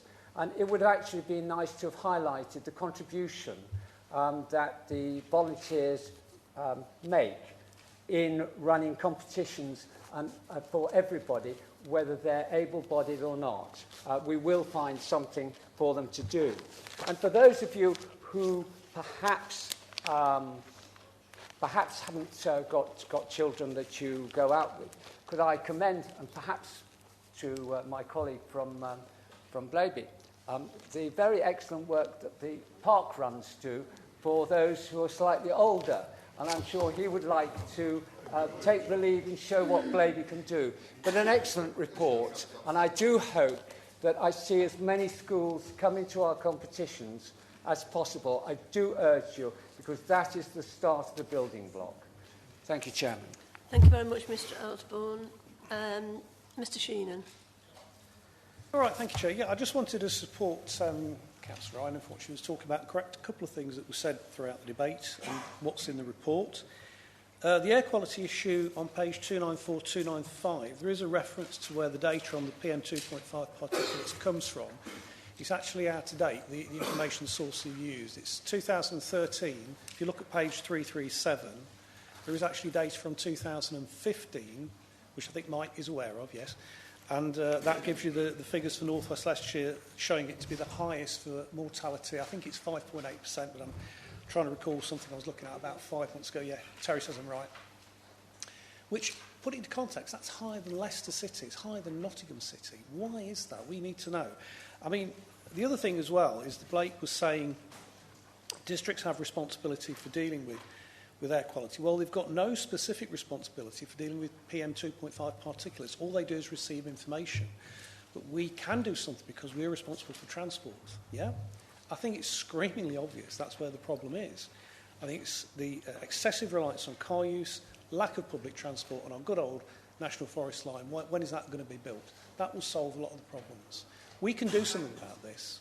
Yeah, if I'm wrong, prove me wrong. If I'm right, do something to put it right. Thank you. Thank you, Mr Sheenan. Mrs Posnett, do you want to respond? Thank you. Thank you very much, members, for all your comments. I think Mike and I both knew that air quality would feature quite heavily in the debate tonight. We were both very pleased that one appearance on television and the Minister announced the next day that there was £200 million of funding being given. So we thought if we went on TV more often, we might actually get a bit more funding. But Mike has been here. I have already said it is an excellent report, and it is. And I was pleased to note that in Melton, the ward I represent is the most equal in the county. So that's why they've got a balanced, level-headed councillor, you see.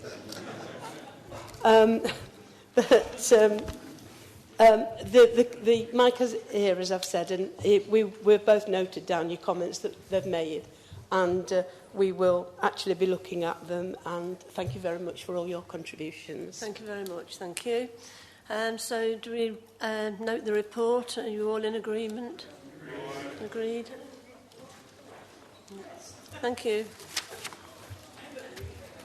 Right. We now come to item 8 on the agenda, and we have a motion. Mrs. Broadley, sorry. Thank you, Madam Chairman. First of all, I want to say that this motion is not about party politics.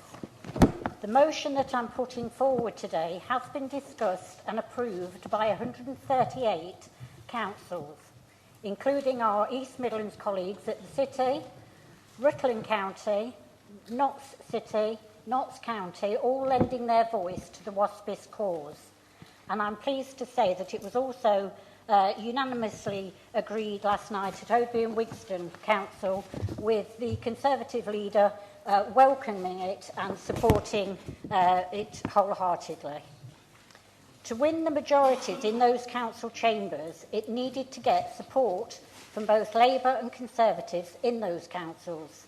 And I'm hoping today for similar cross-party support in our chamber so that we too can lend our voice to this campaign. Earlier in this meeting, I declared an interest in this motion, as I myself am directly affected.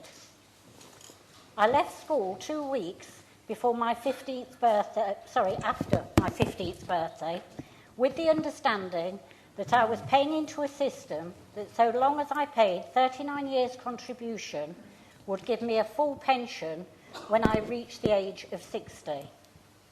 I understood it to be a contract whereby the payments that I made into the system would enable me to retire.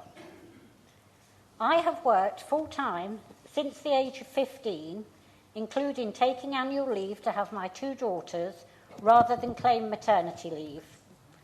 I've never claimed any benefits apart from child benefit, which back in the day was called family allowance. It was only when I reached my late 50s, with my pension just a few years away, that I learnt from the news on the TV that I could now expect to wait an additional 5 years for my pension. I received no notification at all from the DWP. Then again, through the media, I learnt that the goalpost had changed once again, and that some of us born in the 50s would have to wait an extra 2 years on top of the 5. Many of these women actually work for this authority. I am just one of thousands of women who have been greatly affected by the changes in the pensionable age. And I recently attended a meeting and met lots of other women in the same position.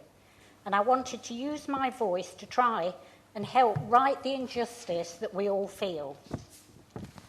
The Turner Commission had recommended that women should receive 15 years' notice about these changes. Saga recommended 10. Instead, most of the women receive less than 5 years' notice about the changes to their pension. Many were only notified 2 years before they were expected to retire. Had the proper amount of notice been given, there would have been an opportunity to plan ahead. with the careers. Instead, women born in the 50s grew up in a world that expected them to retire at 60 and was given training and career advice accordingly. Many of these women do physically demanding jobs, such as cleaning, caring, and which is becoming far more difficult as you get older. Had they been given proper notice, they could have planned ahead and changed their career. Worse still, those that are not in work find it increasingly hard to find work. Older job seekers often report difficulty in finding work, and many find themselves forced to accept low-paid work on temporary zero-hours contracts that offer limited financial security and are inappropriate to the state of their health. Now, this argument is not about against the equalising of the retirement age. We all agree that it should be equal. And in fact, this morning I attended the equalities here at the county, and it was looking at the issues of equality, and one of the things is about people being treated unfairly. And the women of the 50s have been treated unfairly. Saying that, it is not about the equality of the retirement age. We all agree it should be 65. What it shouldn't be is that people are adversely affected. This is recognised that the lack of proper communication, which the government has admitted to, has led a group of women to fall into the financial trap, and they have not been allowed to prepare for. All we are asking for is that the government provide a temporary transitional scheme that would help those worst affected by this calamity, which would have no long-term effect on the government's expenditure. I do have some good news to share. Since this motion was lodged, the Parliamentary and Health Service Ombudsman has intervened over the process for handling complaints over maladministration, and a parliamentary debate on the issue resulted in a clear majority in favour of the WASPIS campaign. However, despite all this, we are still waiting for the government to act. As I said earlier, 138 other councils have passed this motion, including Labour-controlled Leicester City and Notts City Council and the Conservative-controlled Rutland and Notts counties. I'm now asking my colleagues here at Leicestershire County Council to support this motion. It's not party politics, it's about righting the injustice to the 50s-born women. Thank you. Thank you very much, Mrs Broadley. Do I have a seconder, please? I second and reserve my right to speak. Thank you very much. Thank you. Mrs Newton. Thank you very much, Chair. I would like to support this WASPI motion. Many women in the 50s, born in the 50s, have been hit by laws which equalise the pension age for men and women. This ended the old system in which women received their pensions at 60 and men at 65. This now means that everyone will receive their pension at the age of 65, rising to 66 by 2020. Throughout their lives, this generation of women have been disadvantaged in the workplace in terms of pay because of their gender. Even now, women in their 60s earn 14% less than men. Many women affected do not have private pensions. Until 1995, women who worked part-time were not allowed to join a company pension scheme, and others did not qualify because they took a time away from work owing to ill health or caring duties. Very many have no other sources of income, and they now find that once again they are being unfairly treated because of the way changes to the state pension have been enacted and because they are women. I understand that the WASPI group are not asking for the pension age to be rolled back to 60.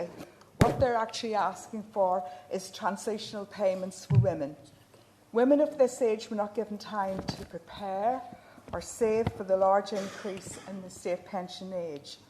Indeed, many were only made aware of the changes when they were reaching their 60th birthday, with some given as little as 14 months' notice. Most heard through the media or from friends in similar situations. The government has now stated that in future they will give 10 years' notice of any changes to state pensions, but this is far too late for this group of women born in the 50s.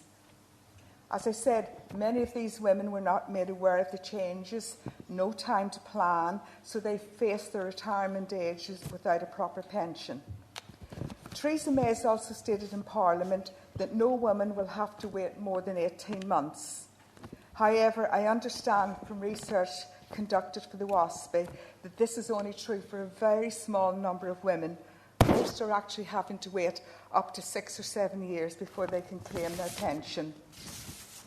Also, the fact that women with birthdays within a year of one another are being told at short notice that their state pension entitlement can be as much as 3 years apart really shows how capricious this change actually is. There are 500,000 WASPI women affected by this inequality, and I'm sure everybody here would agree with me that they deserve a better deal, and that's why we should all support this motion. Thank you. Thank you very much, Mrs Newton. Now, I understand Mr Ogier wishes to propose an amendment to the motion. Would you like to do that now, please? Thank you. Yes, happy to do that, Madam Chairman. So I will formally move the amendment to the motion on the Green Order paper at the end of it in my name, and Mr Shepherd, in due course, will second it. The point about this is I think it is generally accepted, Mrs Brawley, of course accepts this, that equalisation is a necessity because of the fairness and equality, and also the actual rise in the pension age is also going to be necessary. It's now at 66, it's going to move up, and who knows where it will end up. But it depends on how long people live, and already many of us, I think, can look forward to a longer life than our parents had. And that means that our pensions are paid for longer if we still retire at the earlier age. And of course, I'm one of those people that's already retired and drawing pension. But looking at the thing, therefore, objectively, I look back on this and I see that this has been in gestation for a very long time. Initially, it was kicked off by European ruling in 1990 from the European Court of Justice, and the result of that was the 1995 Act. That proved to be inadequate to deal with the situation, and then that was followed later on by a 2011 Pensions Act, which, by the way, was a coalition government with Liberal Democrats and Conservatives. And there seems to have been, in the years that have gone on since this was started off, some lackadaisical approach to dealing with this in the Department for Work and Pensions. In particular, I think there's a legitimate complaint that women have that they weren't notified. In fact, it was 2009 before the first significant notification started to go out, and then they didn't all go out straight away. So there is some merit in what Mrs Broadley is saying. However, there's a problem. And the problem is that this is going to cost more money. And we have to realise that we have already got a situation where older people in this country, are doing rather better out of the national cake than young people are. Young people having a real difficulty in getting on in life, being able to buy homes and settle down and so on. And if you reverse the Pensions Act or modify it in some way of 2011, there's going to be a substantial cost. One estimate has been that it will be as much as over £30 billion. So any further concessions on this issue, as I put in paragraph 4 of this amendment, are going to require people of working age to pay for them, specifically the younger people. And it's the younger people that have got more difficult times ahead of them for a whole range of reasons. I don't think we can put that burden onto them, which is why I'm moving the amendment on the Green Order paper in my name. Thank you. Thank you very much. Thank you. And seconder, Mr Shepherd. Pleased to second, Madam Chairman. Byron's made the essential point, so I think nothing further I would like to add, but I'm very pleased to second that amendment. Thank you very much. Thank you. Dr. Einan. I'm sorry that the Tories have chosen to make this a party political issue, and it's difficult to speak to their amendment as an amendment because it doesn't actually amend the motion. It's an entirely different motion. It is a motion that has some merit in being debated in its own right, and I shall come to that. But what it doesn't do is address the problem of maladministration, which was debated in Parliament on the 29th of last month. And at that point, Stephen Lloyd, Liberal Democrat of Eastbourne, said, "I hold my hands up. As a member of the coalition government, I do not think that we gave enough information in 2011 when we changed the retirement ages." Christine Jardine, Liberal Democrat, Edinburgh West. People have every right to know when they can retire. They would know, were it not for the way in which the House passed legislation, then failed to communicate that effectively. This motion does not address the issue of maladministration. So, taking this motion on its own merits, I don't think any of us would like to go back to the inequality of women retiring earlier than men. We generally live longer, so it does seem a little unfair. I think that the idea that there's a general acceptance that all men and women should retire at the same age is worth debating. Individuals in the most advantaged socio-economic groups, higher managerial and professional, have the longest life expectancy at birth.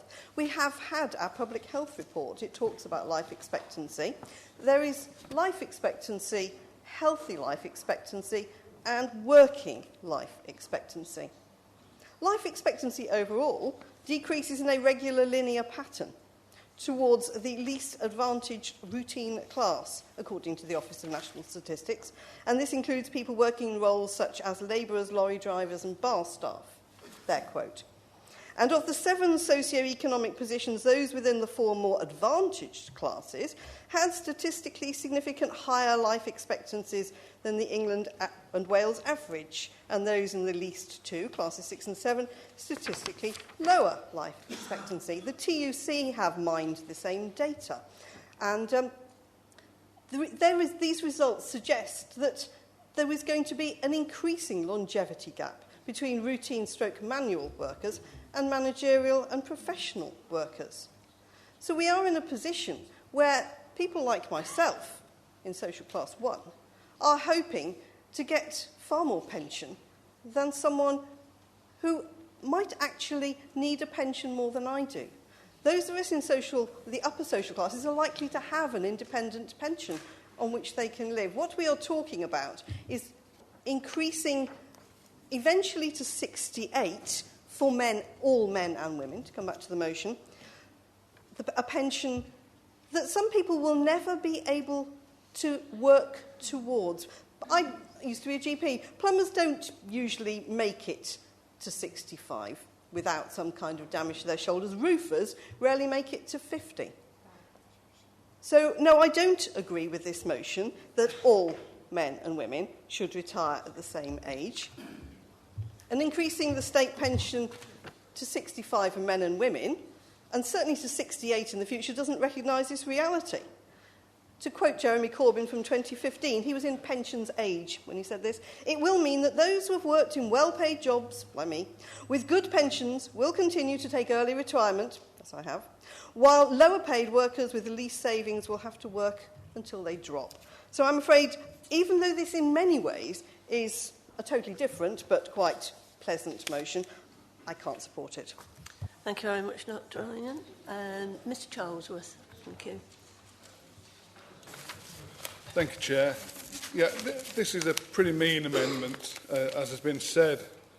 Politically motivated, I would have thought. We've all said there's a general acceptance that men and women should retire at the same age. No question there. The WASPI motion isn't asking to reverse the Pensions Act. It's asking to make a reconsideration, an adjustment. That's all. These women, and I think it's universally accepted, have been treated badly. There is no question. Anybody in this room, I defy you to say that's not true. I find objectionable in two of the amendment, a concession was made benefiting almost 250,000 women. I don't think they will see that as benefiting. That was merely mitigating some of the impact. That's hardly a benefit in my view. And then, of course, you go on to mention the impact on the younger people who would bear an even greater burden. Well, when you look at the money that's wasted or proposed on HS2, nuclear power stations, aircraft carriers, the Brexit fee, this is tiny in comparison. That's a burden on the young people of the future. And what I find particularly ironic, and I will apologise for this if I'm wrong,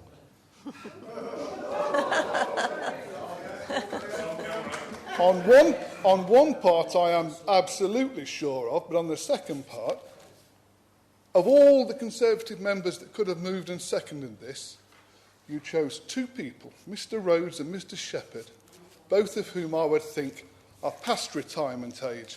That is insulting.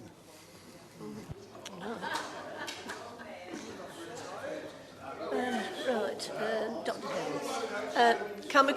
Can we calm down, please, members?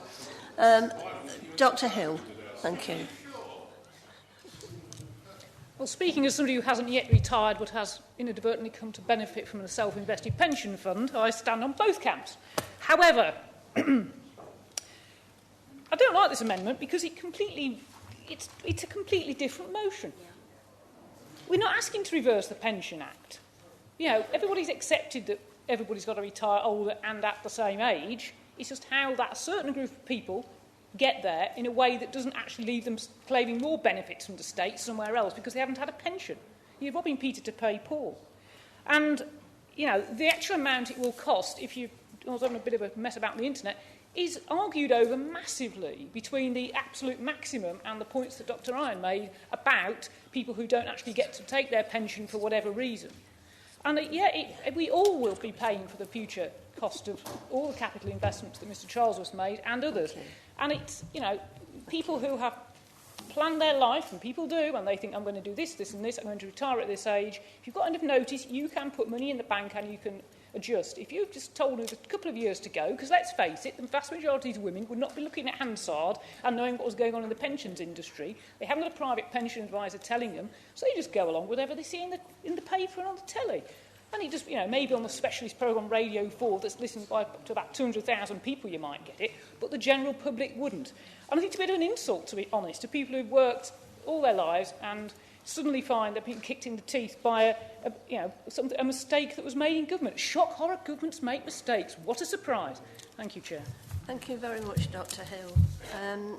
Mr. Mullaney, thank you. To the speakers so far, and especially to Linda for setting out excellently the reasons for supporting this motion in favour of the WASPI Women and why it needs to be passed today. The WASPI campaign already has the support of nearly 140 councils, many of which are Conservative run. In fact, I could take up all my 4 minutes probably just listing the names of all those councils who have passed the WASPI motion so far, including Labour and Conservative and Lib Dem and other party authorities, including numerous Conservative-run county councils who've passed the WASPI motion: Somerset, Nottinghamshire, East Sussex, and even our neighbouring Conservative County Council in Rutland have supported this motion. So I don't understand why the Conservative Party wants to stand in inglorious isolation today in opposing this motion. In addition, Leicester City Council supported the WASPI campaign. In fact, Pauline Goom, who is sitting in the gallery, who's founded and chaired the Leicester and Leicestershire branch of WASPI, went and spoke at Leicester City Council and got unanimous support from all parties in favour of her motion. And I hope that today she can see this county council joining the Leicester City Council in supporting this motion today as well. An estimated 25 to 30,000 Leicestershire women born in the 1950s saw their pension arrangements change without fair notice. and are looking to this council for support. Linda Broadley herself is a WASPI woman. Looking around this chamber and the demographic makeup of this chamber, I suspect the wives of quite a few members of this council may well be WASPI women themselves, and I suspect they won't be happy if the council doesn't support this motion today. I suspect that there will also be many employees of this county council, women who thought that they would be retiring now, born in the 50s, who are still having to work for it now. Mr. Can we just listen to Mr. Mullaney, because you've been listening to him. The Women Against State Pension Inequality campaign support an equal retirement age for men and women. That is not the question for debate. The root of the injustice is they weren't given enough notice and preparation time to prepare for and build up their pension contributions. Now, we've had an amendment presented. This is not an amendment in any reasonable sense of the word amendment. It doesn't seek to amend the motion. It is a new motion that completely seeks to negate the motion. It only has 4 points, 2 of which are wrong. The WASPI campaign agrees with point 1, that there is general acceptance that all men and women should retire at the same age. It is simply the process with which they've had a problem with. And point 3 states, reversing the Pensions Act 2011 would cost over £30 billion. The WASPI women have never asked for the reversal of the Pensions Act of 2011. This has never been their objective or aim. They've asked for fair transition measures to be put in place for the women who have been negatively affected. I hope that the Conservative Party will change its mind and support this motion today. It is up to them whether this goes through. It is up to them whether we are one of the 139 who will pass this motion. All I will say to them is this. On Thursday, Leicestershire Conservative MPs abstained in Parliament on a vote on the WASPI motion. Last night, Linda presented an identical motion to Oadby and Wigston Borough Council, which got the unanimous support of the Conservative group who spoke in favour of it. If you vote today against the WASPI women, it will mean that you have not taken one position, not taken 2 positions, but have taken 3 different positions on the WASPI women in less than 1 week. Conservative borough councillors voting for the WASPI women, Conservative MPs abstaining on the WASPI women, and Conservative county councillors voting against the WASPI women's cause. I ask you to rethink it, because if you vote against it today, never in so short a time will one party have voted in so many different ways on one issue in less than a week. For the credibility of your party, and more importantly, for all the women who are affected by this, including tens of thousands of women in Leicestershire, I ask you please to support this motion today, to allow it to go through unanimously, as has happened at so many other places. Or if you cannot support it, then at least do what your MPs did, which was abstain and allow the motion to go through, for the benefit of those tens of thousands of women, including many women who work for this county council, who want the support from this council. Please back the WASPI Women campaign today. Let's make it 139 councils supporting the WASPI women. Thank you. Thank you very much. Mrs. Broadley, do you want the right to reply? Thank you. Yes, I do. Thank you. I started this motion. The first thing I said was, this motion is not about party politics, and it isn't. And some of the comments that I've heard while sitting here and listening to the debate, and I know this is on the amendment, I've got to say I was shocked, very shocked when I saw the amendment, because like others, this isn't an amendment, this is a totally new proposal. I was shocked. That's all I can say. The points that you make, everybody accepts that men and women should retire at the same age. Not a problem. I've actually got a husband that's younger than me, so he will actually retire probably before me, the way things are going. Only talking months, not years. I have paid into this system, and I'm still paying in the system, for 45 years, paying a full stamp, and I've had nothing out of the system. that is fine. That is fine. I don't mind that. But the extra that I'm paying from my 39 years to my 45 goes into the system for somebody else to use. My husband has been paying into the system for the same amount of years. He is not going to draw his pension. We know. Because of his illness, he is not going to draw it. Who has his pension? Somebody else will get the benefit for what he's paid in. So I agree with you entirely. You cannot put this down just purely to money. Point 2, it's the unfairness of this. Nobody is asking for the change in the Act. The coalition government brought it in. To be honest with you, I don't care who brought it in, whether it was the Tories, whether it was the Lib Dems. It is wrong.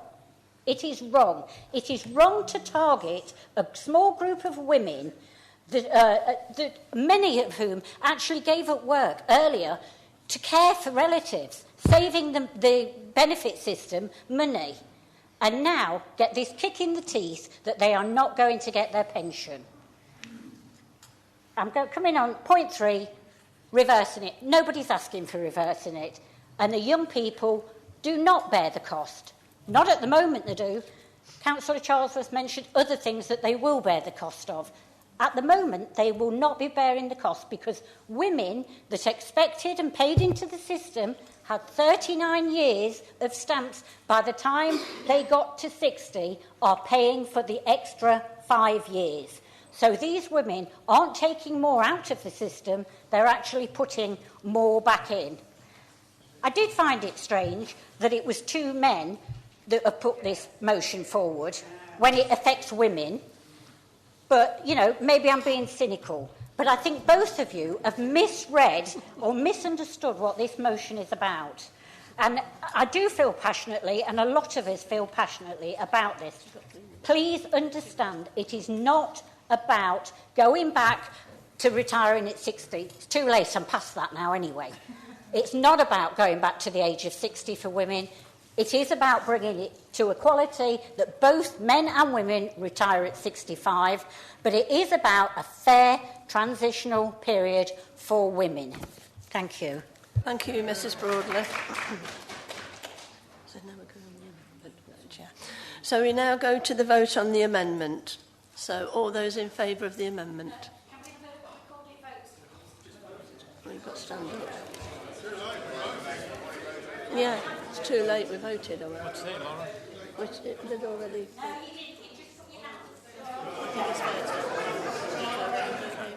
Yeah.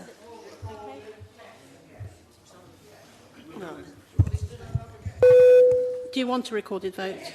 Thank you. Mr. Bedford. Mr. Bentley. Mr. Bill. Mr. Blunt. Mr. Bolter. Mr. Bray. Mr. Brecken. Dr. Bremner. Mrs. Broadley. Mr. Charlesworth. Mr. Coxon. Mr. Crooks. Dr. Einan. Dr. Feltham.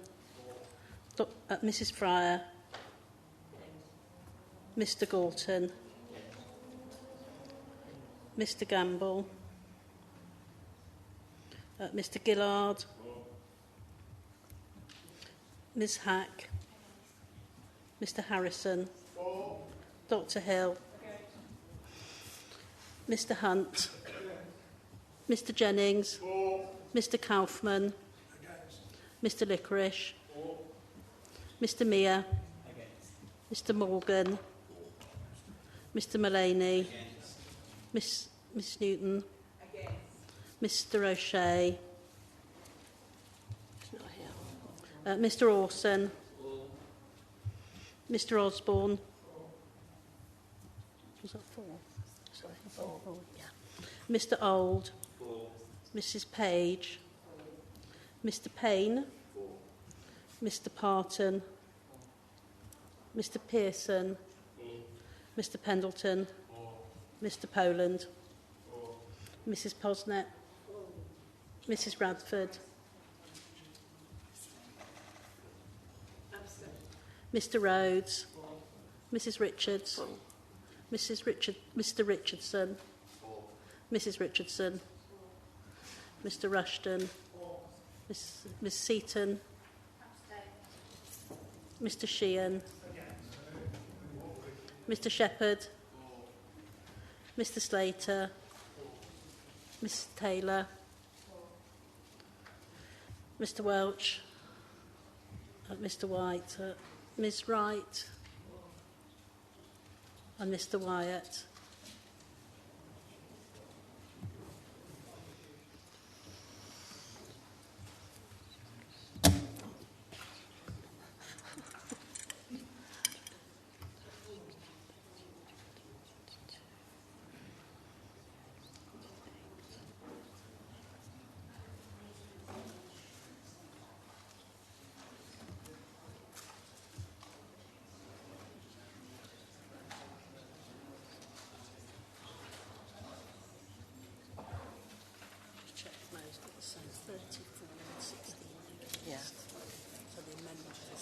Yes.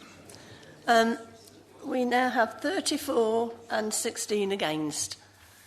So the amendment becomes a substantial motion, and so we now vote on the substantive motion. So all those in favour?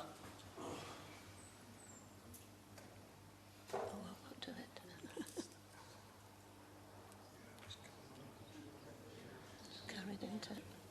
Carried.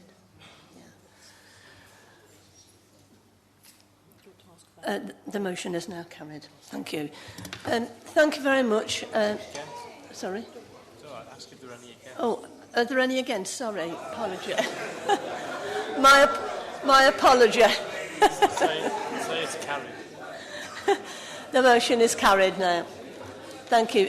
Before you all dash off, because I know it's been a long meeting, and I thank you all for your comments, I'd like to take this opportunity of wishing you all a very happy Christmas and a very peaceful and prosperous New Year. So thank you very much. Thank you. Oh, you want that, don't you? Did it well done. It's a bit of an epic. It was, wasn't it? Oh, bat at me head on there then.